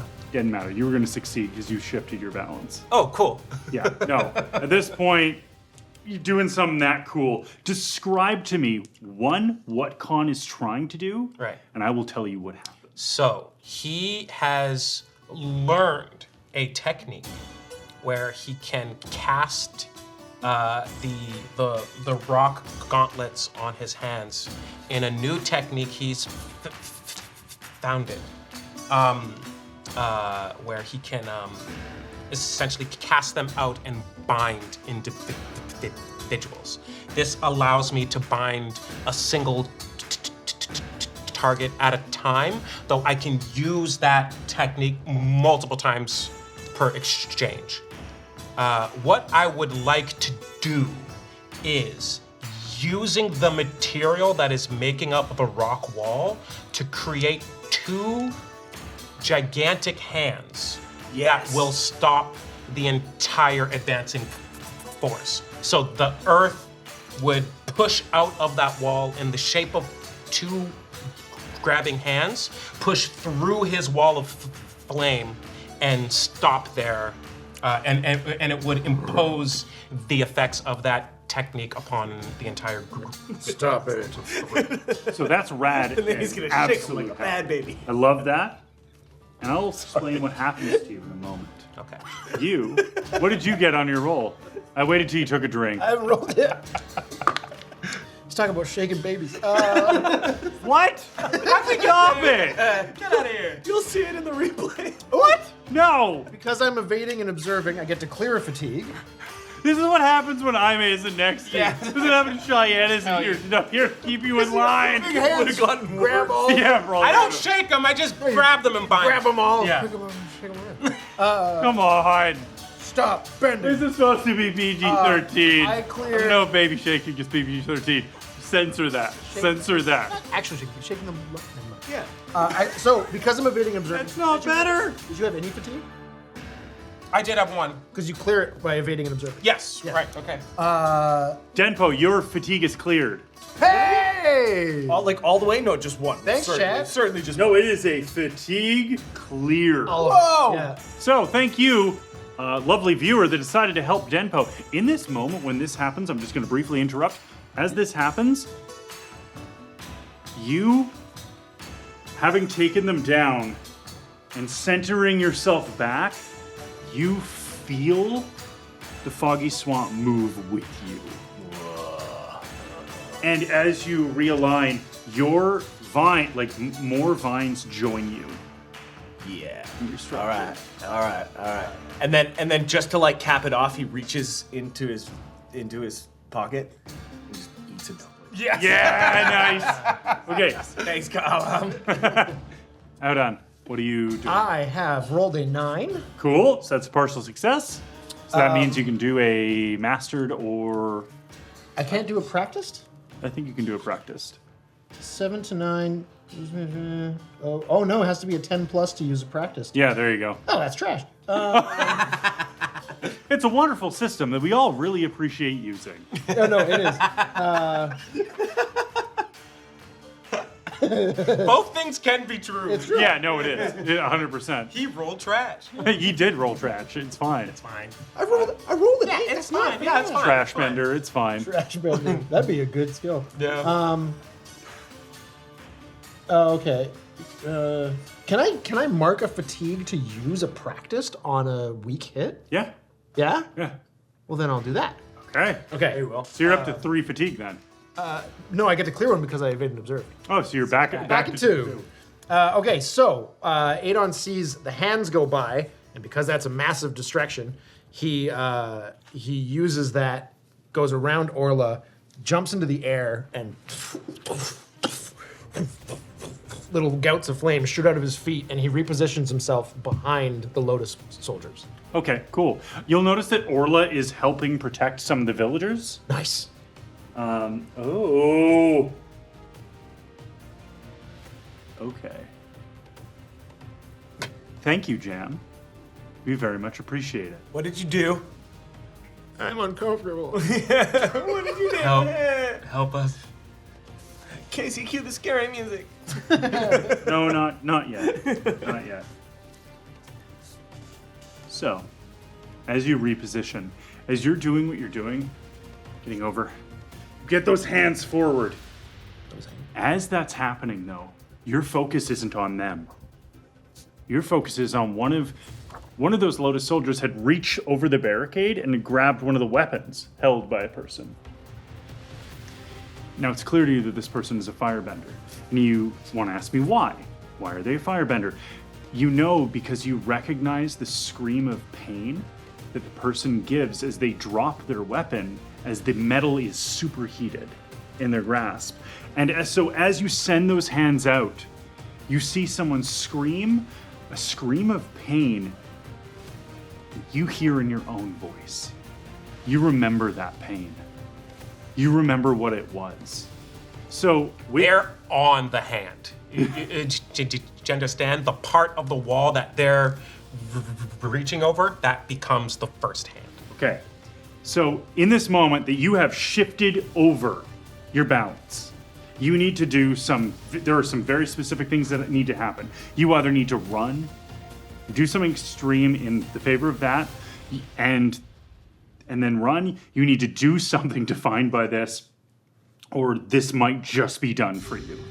How does this function? Considering that you went over for care, if I could make a suggestion, Please. that person that just got hurt, they're your world right now. Okay. Because you've been there. Yeah. So with that in mind, what does Khan do? So with the two hands that push out, and like he doesn't call out this technique. He just like says it to himself, and he says like almost in the voice of his teacher, the archivist. He says, "The stone hand guides to the path of stillness," and the two hands just burst out of the barricade, and I like wrap it around as many of the group as possible, and then I like make sure that the rock is sealed tight. Yep. And then That person is still on the ground, basically clutching their hands. and I say, "Are you all right?" No. Okay, come. And I take them back into the swamp. Well, you move to do that. As you move to do that, you, from where you've repositioned, remind me of your principles. I am unity and heritage, and I am currently leaning towards unity. Cool. So perhaps this is fitting then, because I was already going to utilize the shifting balance, and Jam redeemed a shifting balance Oh no! and did not specify for who it was. Oh, fun! Let's go. What's happening? So, in Ain't this me. instance where you've dropped this person, it's I may, not me. as you drop them, and they fall, and Adon is standing next to you. You're both getting ready. The soldiers themselves have been locked to the ground. You hear it. You hear the other carts behind you. And you turn. And there are 4 carts there, filled with other Lotus soldiers. Damn. They all file out. And in this So moment, much worse than cabbages. you know they're not going to rest until they come after everyone in the foggy swamp. So as you shift over to Unity, and I shift you over to Unity, and then Jam does it as well. Cross over that threshold. What does it mean in this moment where you cross that boundary?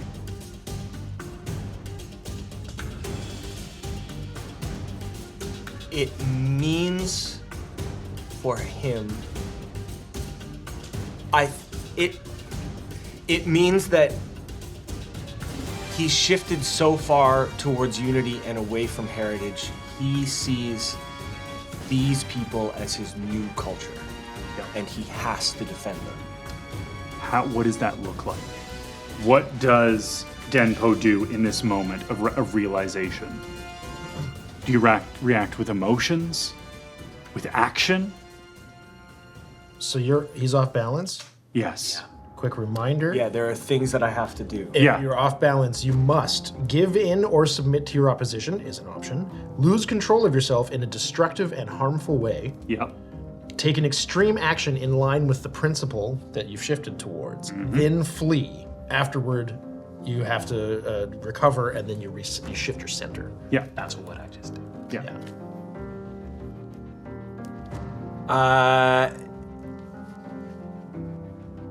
I'm gonna do the last one.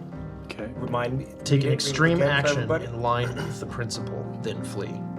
You want the description? Yeah. Tell me. No what this roll looks for like. it? No roll. Denpo swivels around, and as he does it, he crosses his legs and sits on the ground and pulls off his hat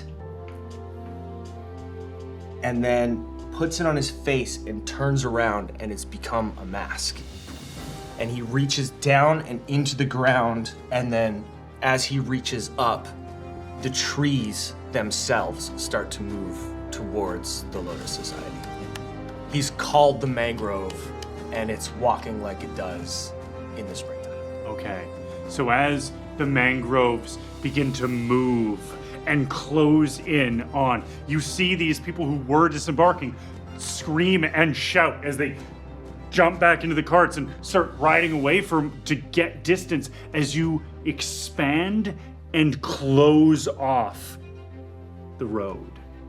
It's like, to those of you that are seeing this, it's like the Foggy Swamp literally reached out and just clawed at the earth. Yeah. And dragged a bit of it in. And you can just hear him like screaming incoherently that they won't take his people. Okay. You're able to retreat. This exchange is over. It's over? Okay. Fully over. These people are not fighting anymore. Do you keep the people that you've subdued, or do you let them retreat with their friends? The Lotus soldiers, Yes. what do they seem like they are trying to do? Leave? Yeah, get away. They're no, even with reinforcements, they're now... No, they're backing up. That was an unprecedented show of bending. Awesome. Then I'm just going to shout behind them,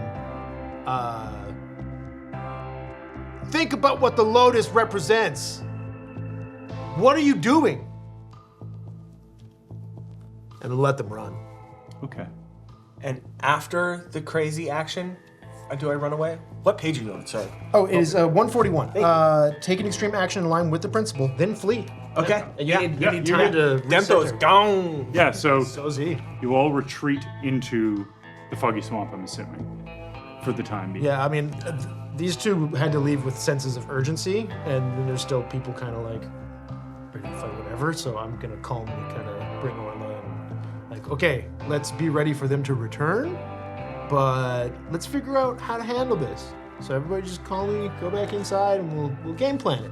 We'll put some more walls up too. We should block that road, otherwise they might get more carts in. Okay, that's a good idea. And a couple earthbenders start moving forward and start setting that up. The next day and a bit is the tensest situation you've ever been in. If you move to the edge of the forest, you can see the Lotus forces arrayed. They've made camp. They look like an invading army. You notice in your observations that there are Earth Nation like warlord forces that slowly join them over the course of the next day. You notice that there are a variety of people here. You can't identify anybody you know until the second day. Before we get there, Denpo, what does it look like? Where do you run to in this moment? Like, for this day, where do you hide? Do you go to Ka'alam?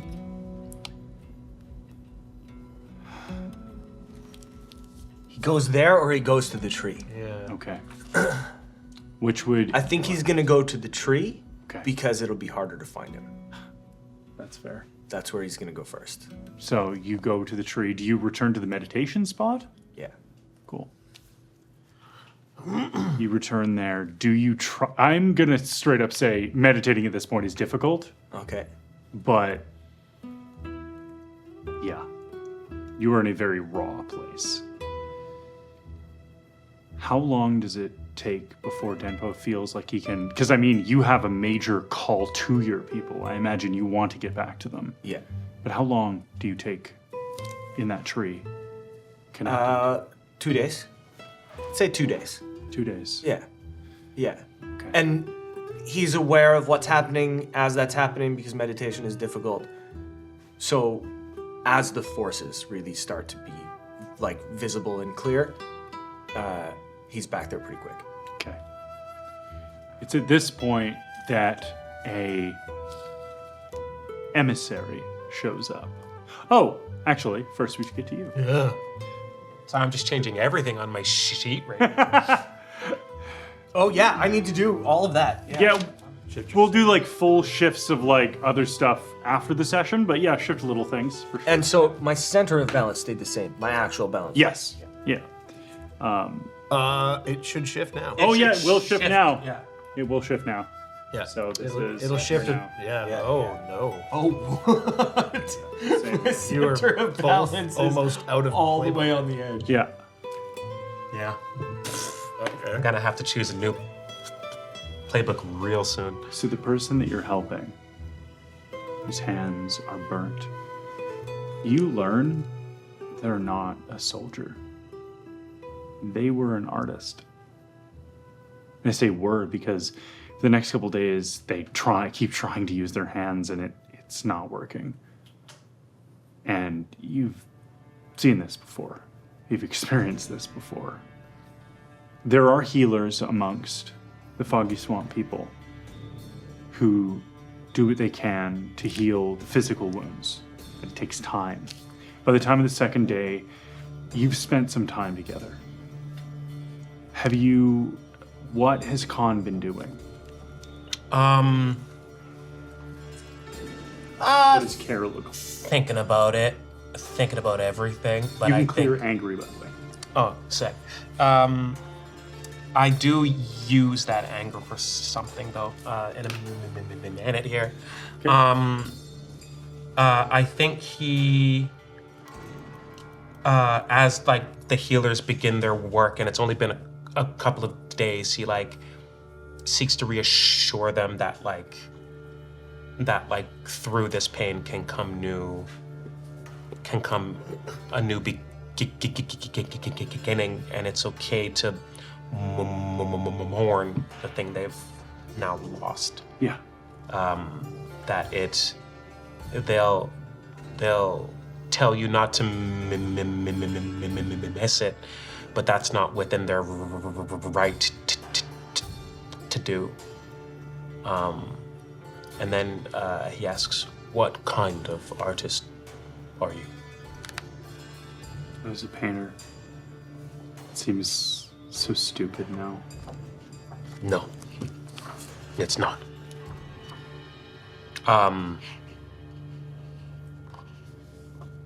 And he'll like leave them to their healing. And the scroll that he got came with a seal of the lotus, and he just takes that and just crushes it into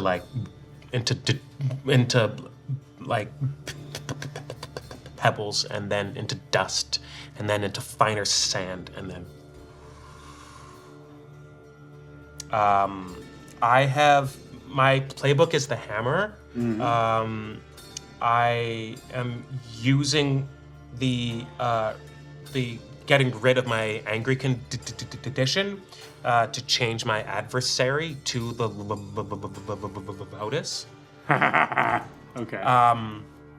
And it will. I think I'll play with like what my goal for them is, but I have a few options. I think it'll be to expose or discredit them. Okay. Yeah, and then I think after getting a bit of rest and finding my center again, and whatever my new center is, I would like to go to the edge of the barricade. Okay. As you reach there, we'll say this is near the end of the second day when Denpo's rejoined the village. And what exactly is Adon doing? Seeing that you buggered off. If you looked okay, I probably would have gone looking for Denpo. Okay. You would not have found him. No? I can tell you that. Okay. I would be trying to get the people of the swamp to move further into the swamp. Away from the roads rather than block the roads, because that can just be just bent back, then just move further into the protection of the swamp. So the most resistance you would have received was actually from your combustion bender friend, Oh. who basically would have said, if we move inwards, they're just going to take more of the swamp away from us. But maybe we can defend better from an area they're not familiar with.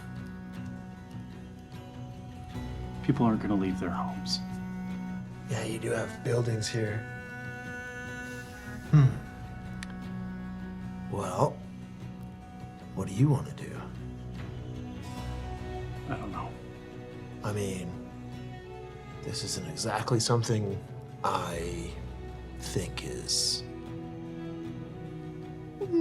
honorable, but if we got you into a position, say, at night. Yeah, that could work. I want to hear from Denpo first. Yeah, that was pretty. Did someone here teach him how to do that? And they kind of look around you and go, yeah, the swamp. Huh. I would find an opportunity to then meditate and see if I was able to connect with my little dragon friend. If you meditate, yeah, your dragon finds you. Oh. Here in this.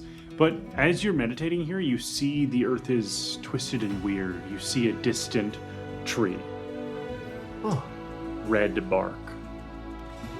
Bright, shining corona inside it. And you're pulled out very quickly.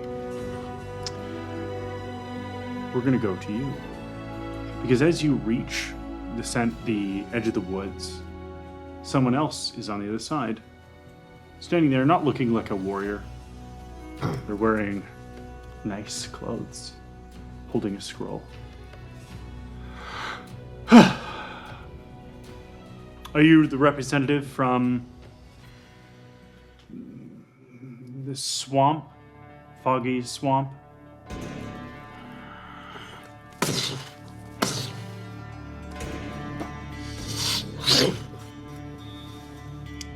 I just lift a stool height pillar of earth.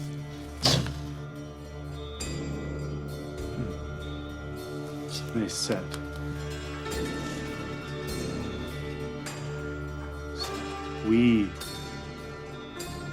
You were former lovers, were you not? Former. I am the Lotus.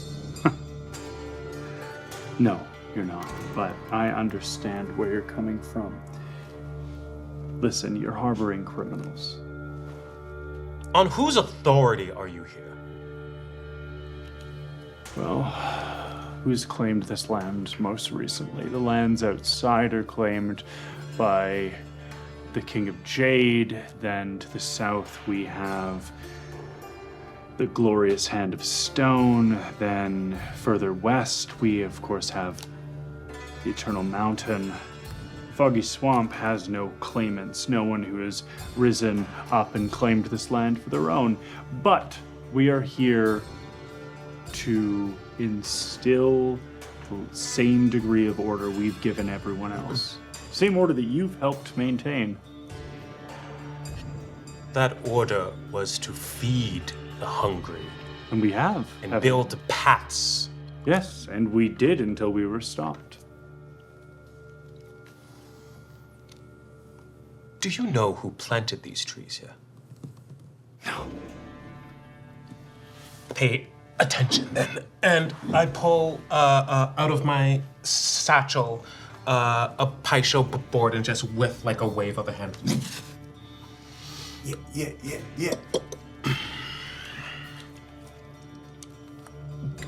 Custom pieces made from stone.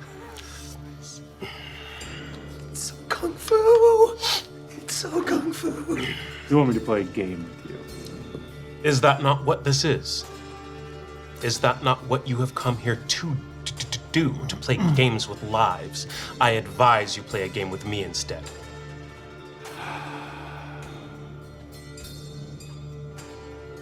No. And they stand up, listen, and they toss the scroll onto the Paisho board, scattering the piece that you put there.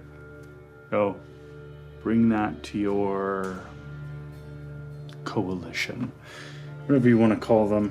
Bring that to them and see if you can come with an accord. All we are asking is for the names on the scroll, and we will leave these lands to the people who call it home. We don't wish to take people from their homes. We only ask that criminals answer for their crimes. What is your name?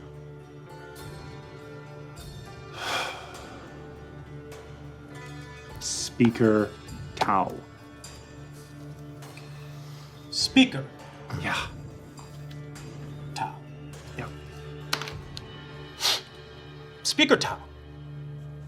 It's my name, yeah. I will do no such thing.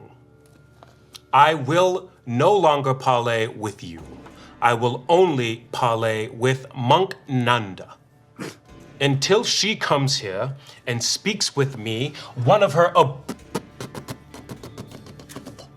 appointed. I do not recognize your role here, and I will see you as invading bandits and brigands. And let me assure you, I have made my name in dealing with your like. Okay. Maybe pass it by a couple of your friends. Just hope that they're a little less dramatic than you. Dramatic. I felled those who stood in my way countless times until one day I learned to speak with them. And I find out what they need and why they do the things that they do. And most often, when they aren't being ruffians and unreasonable, they say they simply want a home. Everyone wants a home. We're not trying to take people's home from them. This swamp made itself, and the people followed it. Right. I will pass along your message to the leadership. I only ask that you do the same. Very well. You have 2 days. No. I have until you meet my requirements. A parlay with Monk Nanda. Monk Nanda, I heard you.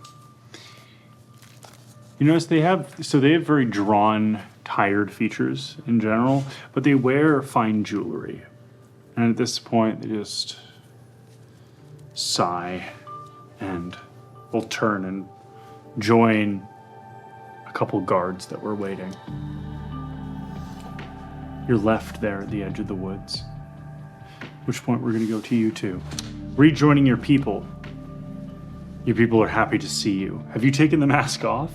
Oh yeah, he's turned it back into a hat. Okay, cool. Well, he's just made a new one because he kind of just went. Wah! Yeah. Yeah, Oh, that's awesome. he went a little crazy there making the mask. He has no idea where that came from. Okay, cool. Yeah, no, it's fine. It won't come up again.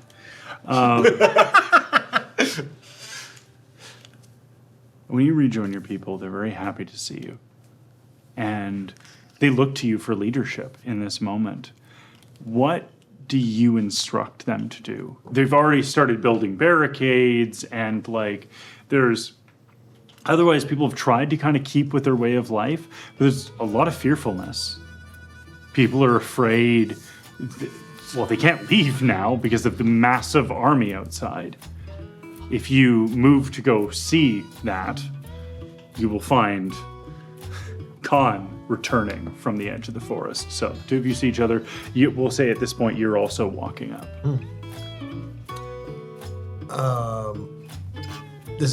He's just coming back from that conversation. Yeah. What did they say? What they said before this all began, they want the names on this scroll. Does this have their crimes or just names? Also wanted to know that. So it does have crimes listed.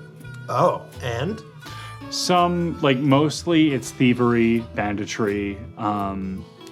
There are 2 that are wanted for murder. And there's 1 that is wanted for spiritual offenses. I'm not quite sure what that means. This one's a little weird, but Yeah, we should clarify those. We should clarify those 3. can we get all these people together? That's what I was thinking. Is we got to get them together and find out what their stories are. Yeah. Okay. And at the same time, while Denpo was out in the swamp, he got flashes of what was happening because he's learning to connect through the swamp. And he got moments of the argument between Bam Bam and Adon, or the discussion about whether to move deeper or stay here. And he's like, I think we can do a bit of both. What? As in, they don't know the swamp. So right here already is incredibly defendable if we use the environment to our advantage. Are you So- talking about moving versus... Were you? Oh, yeah, it's a thing I'm working on. You'll figure it out. You're a meditator. It's a thing. Oh, cool. Yeah, I don't know. Every once in a while, it just comes to me and I sort of hear... You've got to be my friend. I get bits later. of... Oh, you have a... Oh, I'm sorry. We're getting distracted. Okay. Anyways, I think that we need to use the environment as our defense just as well. They don't know this area. They don't know what's happening. And at the same time, we need to make somewhere deeper in the swamp as a backup just in case. So he's going to start kind of sending out. That is a wise strategy. In the meantime, I seek to hold them to their word that they will summon Monk Nanda here. That way we could have a reasonable parlay. Oh, okay. When is the last time you guys saw... When is the last time any of us saw... Monk Nanda? Yeah. Or eco. 20 years? So you haven't personally seen Eco in many years. Probably since the first time you met them. So 20 years. Yeah. They've been doing their own adventures, leading their own life. They are a similar age to all of you. So one has to imagine that they've had their own experiences. But you've heard mixed stories of them creating a great divide where basically like there was 2 warring villages that basically were struggling over the same object. And it was a situation that wasn't able to be mediated, but they were able to be advised to split apart in Earth Kingdom lands. Various stories, but you haven't seen them. You don't know what they look like. You don't even maybe know if they even remember you, but you remember them. We can make them. Nanda, you've seen once. Say about 10 years ago, like maybe 7, 8 years ago. They're an old man now. They were already pushing like 40 when you first met them, so they've gotten quite up there. They still have that very intense quality to them. They don't look like the sort of person... They look like the sort of person where humor was invented after they were born. You get my point? I feel like I remember that out of Nanda. Yeah. They are very focused on what they're doing. Okay.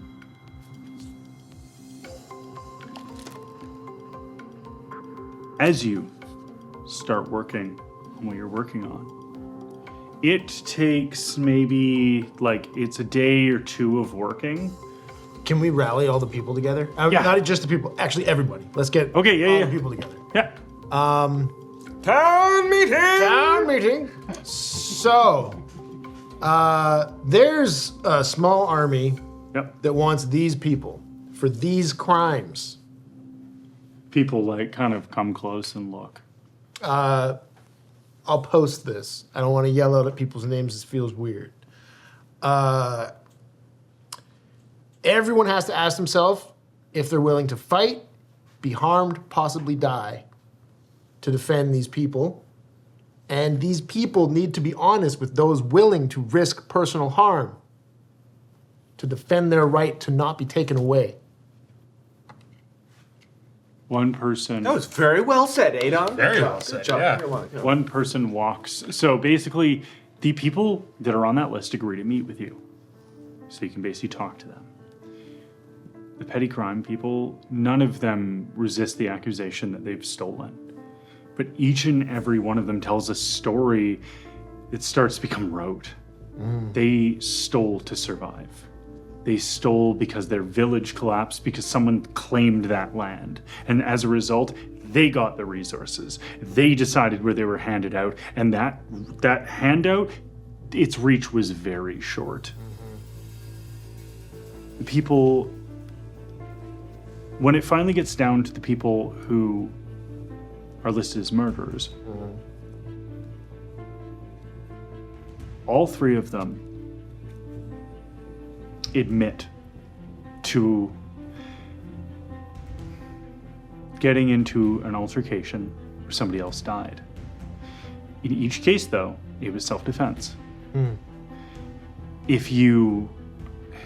It's not difficult to read these people taken this close to the edge. At this point, where you're about almost 5 days deep now. And I know a bunch of them, right? Yeah, there are resources in the Foggy Swamp, all that, but the psychic is a weird word to use for Avatar, but the psychic weight of being under siege is a very palpable thing. You can tell these people are not lying, and they admit that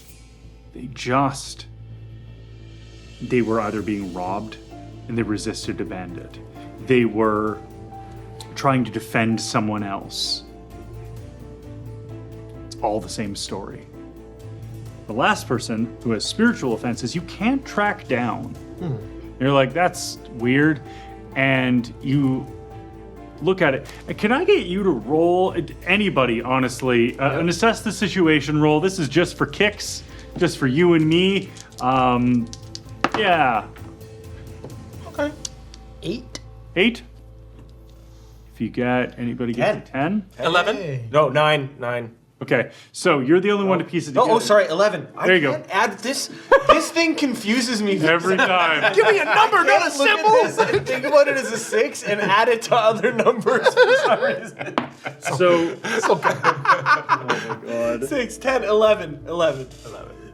As you two put this together, you're trying to figure it out. Holding the thing. You put it together and you're like, you look at the name, you're like, is that even a name? And you start re-scrambling the name. It says Tamlin. Like, it's Tamlin's whole name just rearranged. Oh man, I knew that guy was sketchy. What? Who? It says Tamlin.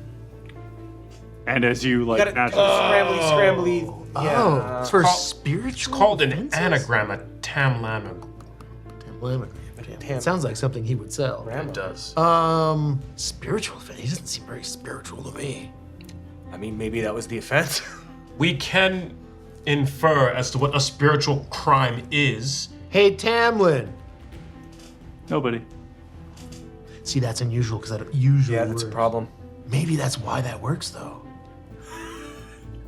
What are you? Okay.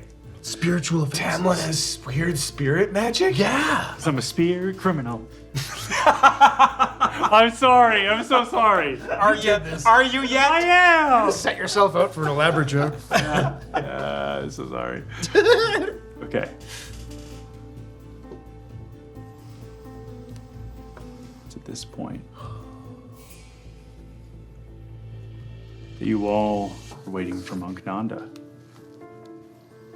But on the 7th day, I'm like, oh, word? This changed. on the 7th day, a stranger comes to the village. You don't recognize them. They are wearing air nomad colors. Hi. Hey. Adon. Yeah. Similar, so you reach out and they give you a hug. Oh. Hi. Do we know each other? Hey, yeah, they pull away for a sec. Yeah. Eco. Oh, hey! No way. And they've grown like kind of, their hair has stayed, it's shorn tight, but it's not shaved. Notice. They do have the markings now on their head, but their clothing, while being reminiscent of Air Nomad, also has similar structure to it that the soldiers outside have. Their tattoos extend to their arms. They look like they are someone that has had many adventures in the way that they're slightly more muscular. They look slightly more firm, but there's still that air of nervousness to them. Oh, how have you? It's been 20 years. How have you been? And we'll say that they're just greeting Adon. You two have not seen this yet. Busy? Yeah, I feel you there. Yeah. What kind of stuff have you been doing? A lot. I wrestled the giant eel. What? Yeah, it was really cool. I met a dragon. What? In the spirit world. That's really. Yeah. So I need to speak to all of you. Okay.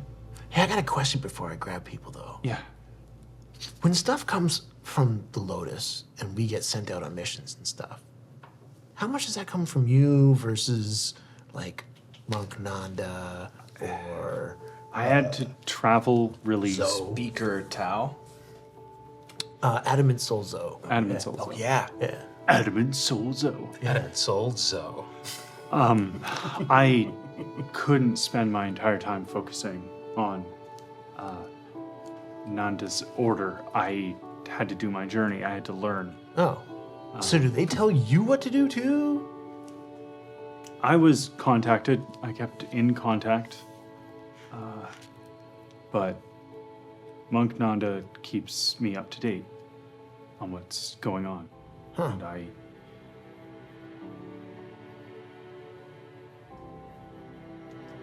I used to go to him to seek wisdom, and sometimes he comes to me too now.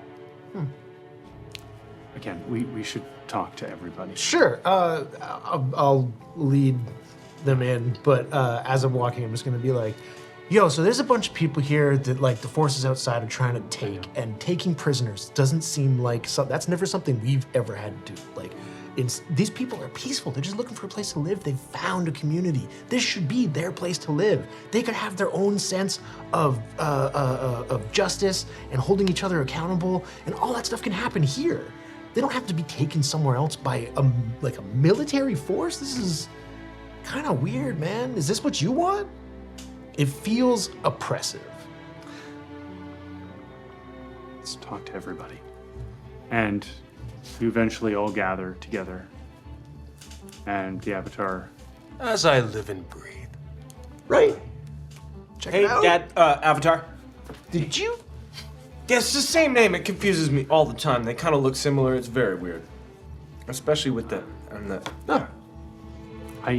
Listen, I don't want further violence to happen. No, there shouldn't be a need. We don't either. We want peace. And We were sent here by the Lotus, and we simply did what we always do. Use our judgment to bring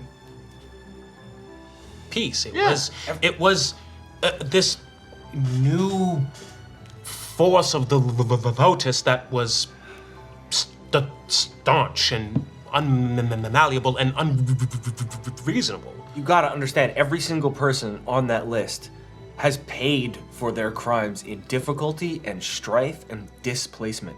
Yeah, they now have to All live in of a those swamp. people are refugees now.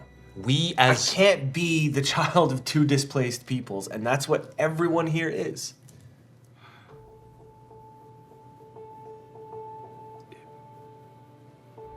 what you're saying makes a lot of sense. I understand where you're coming from. where we're coming from. Yeah. So help us stop this.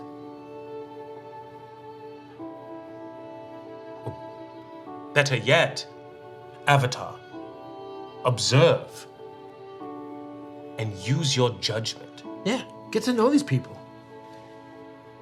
You want some dumplings? They're so good. They're very good. The sticky rice is also absolute bomb. I haven't had that yet. Oh, you should have the sticky. I will. Okay.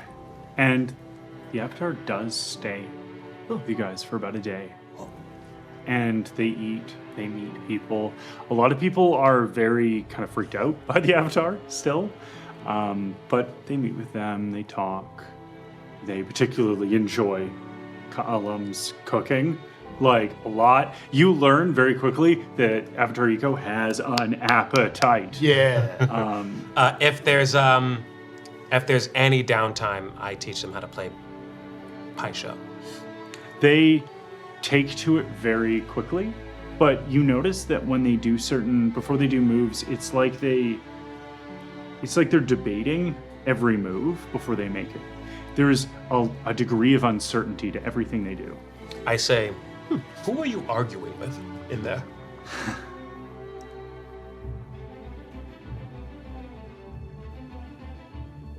That's a good question.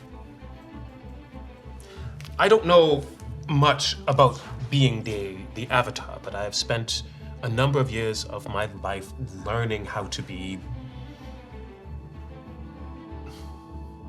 a keeper of people. At first I assumed it was through strength and order, and while I still believe that, it cannot come without some commodum of care. And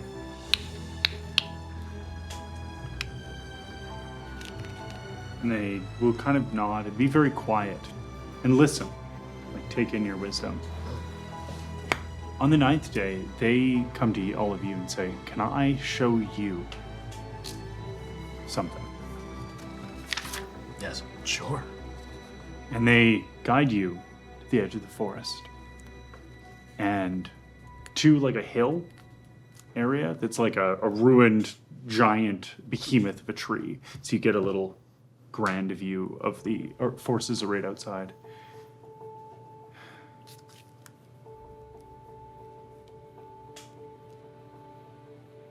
Just due to this, there are 4 warlords who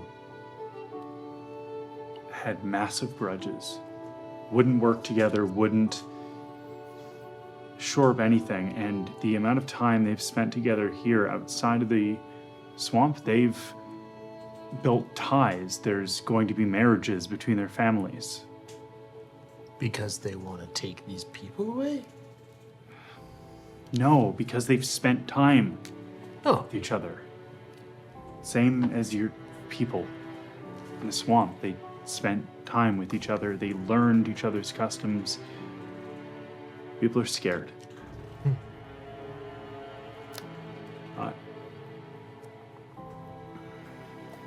No. I will take what you've said to them and I will get them to leave. Yeah. I mean, you're the Avatar. I would like to call the Avatar out to do right by the people of the swamp. Okay, do it. I would like You can help? help. Yeah. Would you like to help as well? Right. I say, better yet, invite them. Just the leaders. Let their people spend time with us. Yeah. And look at these crimes and see if it's really worth bringing the number of forces. Could they not be doing something more constructive? Roll. Okay. What am I And we rolling? mark 1 fatigue, is that Yes. right, to help? Mark 1 fatigue. And that means... And you will he have gets recovered past a fatigue. plus. Actually, no, you won't have recovered past fatigue. Okay. I'm very sorry. It's I been an think- oppressive environment. Yeah, that's fine. Thankfully, someone This is a cleared balance. mine. Okay. Yep. Thank you. Thank you. I would normally recover the fatigue after refinding my center. Do you want me to keep that one? Keep it. Oh, no. Hell yeah. I mean, heck yeah. Hell no. I think you just called PG it out. 13. I'm calling them out, but I have to roll with my balance. Yeah, there you go. But I'm calling on them to live up to their role, which makes me feel like I have to roll with my roll, which is Yeah. at -1 right now. Yeah, do it up. That's great. Go! Okay, 7, so 6 plus 2, Yeah. weak hit. So on a 7 to 9, But which principle are you closer towards? Because I'm pretty sure that's what you're supposed to roll with. When it I'm- says oh. roll with your principle. Yeah, so then Roll what with the one with the storyline you're following. So oh, yeah. Cool. that's yeah, currently that's cool. That's your cool. guiding principle. oh, okay. Well, then never mind. It'll be a high So that's roll. an 8 plus 2, So 10. 10. So what do you get to do here? So when you openly call on someone to live up to their principle, live up to your principle. I have to learn their principle. Shift your balance away from center. So I have to shift my balance one more toward red. Okay. On a hit, they're called out to act as you say. They must either do it or mark a condition. And what are you asking them to do? I'm asking them to, like he said, bring the leaders in to meet the people and to pull rank as the avatar to send the forces away. And let these people keep us along. And you all offer wisdom in this moment. Is Eco looking unsure? There is uncertainty, but there stops being uncertainty. Nice. There stops being fear or concern. Yeah.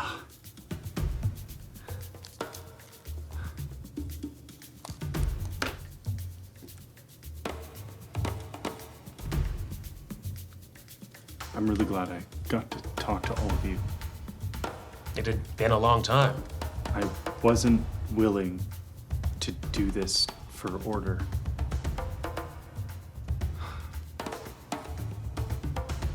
And they moved to step away, convinced, air stepping away off the thing. And then they flinch and they stand straighter. They're facing away from me and they stand straighter than before.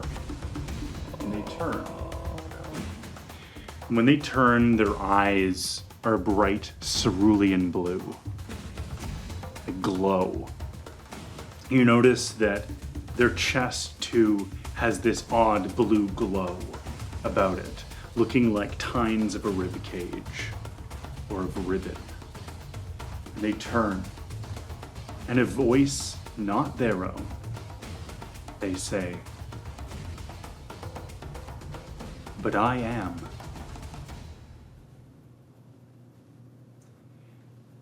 Don't you?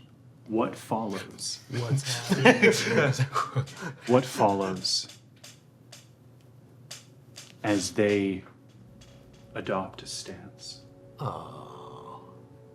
You attempt to bend against them in this moment.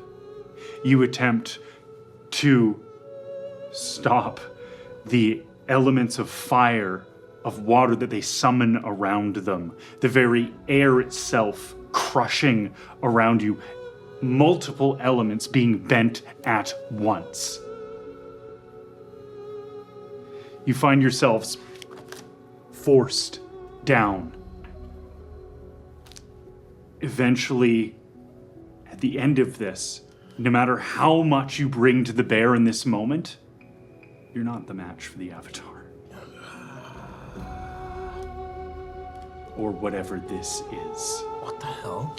And they, as they touch down, still having not even left the air, all of you are forced down onto the ground with a similar feeling as to the one Nanda did to you. Why are you doing this? This world will have order. At any cost? This is not order. This is control. Toot toot. Do you really want to do that to yourself? I want to see if Orla can come in and just smack him out of the air. I'm going to say that she can't hear it. Damn it! Because I don't want to do a violence to an animal. Violence. It's in this moment where you cry that out and they go like this. And the air leaves your mouths and your lungs. And everything starts fading to black. And you lose consciousness. forbidden technique. When you awake, you are nowhere near each other. You are colder than you've ever been. Held in a cage of ice and steel.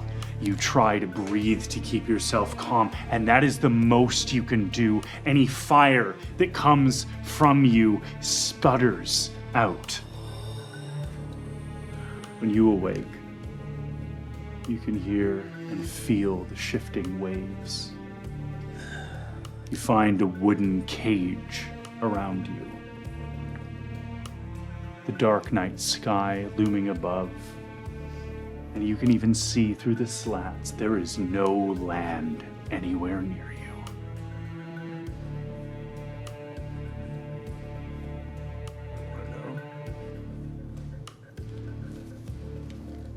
It's hotter than it's ever been for you.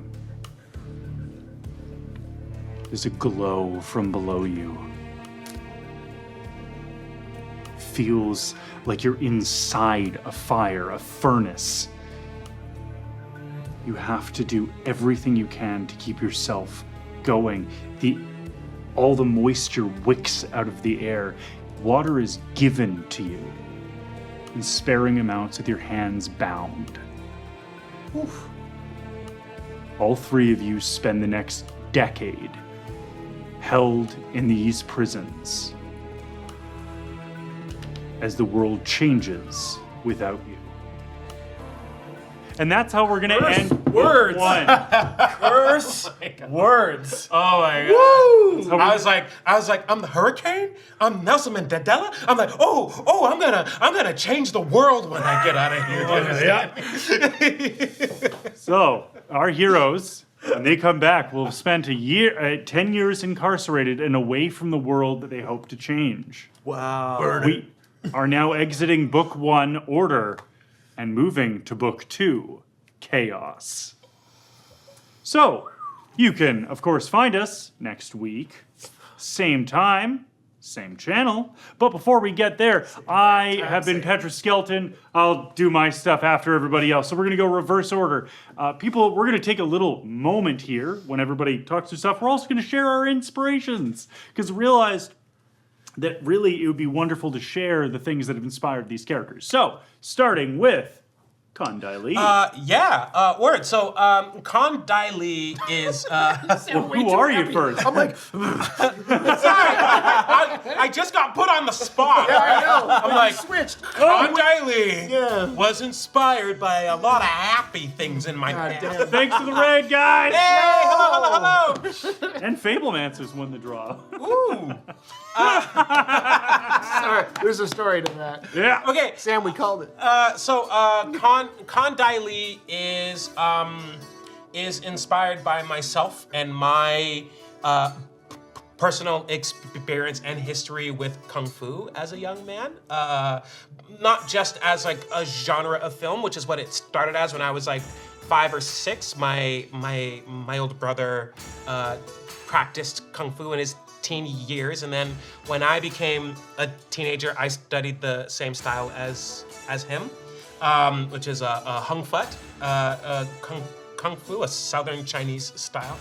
And then when Avatar, the show kind of happened, I remember buying the DVD set and sharing it with my brother, smash cut to my brother knocking on my door in the middle of the night and being like, they're doing Hungar! I'm like, I know, we're earthbenders! So it's a very like deep connection for like my personal experience with martial arts. I think you kind of asked to like recommend some things. I could recommend a slew of films and things like that, but I think I would rather instead recommend to go learn a martial art. Find one that works for you and learn it, and it will awaken parts of you that like things you thought you couldn't do that you definitely can. No matter what age you are, you can do something amazing. My particular school survived the pandemic in Victoria, BC. They're one of the oldest martial arts academies in Canada. First opening in 1974. We just had one of our big anniversaries coming up. So go learn and open up and have fun. And who are you? Where can they find you? My name is Alan. You can find me here at Questline, taking part in and helping make super fun and amazing and wonderful games just like this one. Just have to say, this game would not have happened without both Alan and Trevor, who are my wonderful producers for this game. So thank you so much to you two. Thank you. So many moving parts for this one. Thank you. Yeah. Thank you for being our first longer than a one-shot outside of our usual staff GM to take on something of this magnitude. It's been a pleasure working with you. It's been a pleasure working with you. But yeah, hi. talk about yourself. I'm Trevor Gemma, and I am the Chief Creative Officer here. I should have just said CCO. You can find me online on Twitch as Grave Mortem, and Grave Mortem on all the socials. Let's see, Adon. So Adon, there's a page in here. I can't remember the page, but there's a page in this book that talks about exploring cultures outside of your lived experience. And I was like, I look at that, and then I looked at like pre-existing fire-bending things, and I was like, that's really far out of my lived experience, whereas I have heritage that I don't know very well. And took the opportunity to find, because of the era that we are set in, being hundreds of years before Avatar Aang, the world, we could introduce cultures that don't necessarily exist in canon, and my Celtic roots are something that I'm exploring by creating a Celtic nation, because they do have a lot of fire, and is a huge part of the tradition of Gaul, shall we say. Excited to explore bits of that and use pieces of that and learn some things to build a character that is also super playful and plays in this world, because I love the world of Avatar a lot. Hell yeah. Hell yeah. And Murdoch. Wow, this was a very special game for me. I have a Filipino heritage and was brought up by a most single Filipino mom. So that was my regular experience, was mostly around Asian cultures. I don't get to indulge in that often enough. So it was really fun to get to do things like dress my buddy Alan in some nice Asian clothes and tap into that and wear some of that myself. Denpo I based partially on, of course, the Philippines, but before colonialism, that was home, Southeast Asia was home to a massive empire called Majapahit that included a lot of the Malay Peninsula and the archipelago. And so I based a lot of his aesthetic on that. So you'll see him wearing a headpiece and things that are common from Cambodia to Laos and Thailand. A lot of what he's wearing right now is sort of based on Filipino and Thai attire. And everything that most of his fighting style is based on Filipino martial arts and Silat, which is the Indonesian brother, and Muay Boran, which is the pre-existing martial art to Muay Thai, which existed in Thailand before Muay Thai became a sport. And I based a lot of his spiritual stuff on Filipino folklore. So I'd suggest check out Trece by Bujet Tan. That's an incredible graphic novel that is being turned into a Netflix series, and it's like a Neil Gaimanization a little bit of Filipino folklore. So it is gritty urban fantasy done with Filipino folklore. I learned a lot of the basics from a group of books by a guy named Maximo D. Ramos. He's considered sort of the dean of Filipino mythology. And I also took some inspiration from the mythology class by Arnold Ada, who is also a graphic novelist and wrote a graphic novel about Filipino mythology. I also just suggest that you go and check that out and check out the movie The Raid. It's an incredible, phenomenal depiction of Southeast Asian martial arts. It's kind of a look at the very brutal side of how Denpo would fight. It is definitely rated R, hyper violent. Yeah. If you are looking for something that's the same, the movie that crew made before that is called Medun Tao. It stars the same actor who we unknowingly, I named my dad, and we named the avatar after. His name is Iko Uwais. He's a phenomenal Silat practitioner, and you got to check him out. The title of the raid is the raid Redemption, is it not? Yes. That's true. Yes. Redemption be the second or one. is that the second one? No, the second one is the raid Barondal because it means Yeah, thug that's or right. criminal. Yeah. Yeah. Because it was originally going to be a separate film, Yeah. and then they put it into the same universe. And their first film was called Medun Tao, and that is significantly less violent, but has really similar martial arts, and they're awesome. I forgot, this is not necessarily a martial arts inspiration, but it definitely is a warrior inspiration. A book called Red Branch, about the warrior of legend Cuchulainn.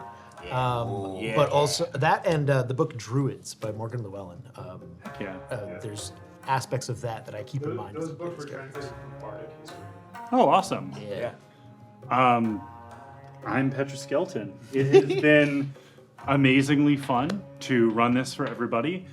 For me, this was an opportunity to explore some themes that I felt were kind of underserved in Avatar the Last Airbender, because as someone who has and is still kind of exploring and understanding their indigenous heritage, my grandmother and a lot of her family records being lost due to the residential schooling system in Canada, I'm still, and other members of my family are still picking up the pieces.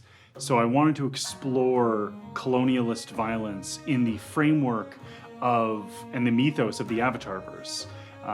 Specifically season 2 of Korra, which talks about order and chaos, with the idea that order is good and chaos is bad implicitly, and I disagree with that. So this game is a bit of an exploration of that. Otherwise, I'm Petra Skelton. You can find me at Pre-Apocalypse pretty much everywhere. I have zines about trans rights and trans fights.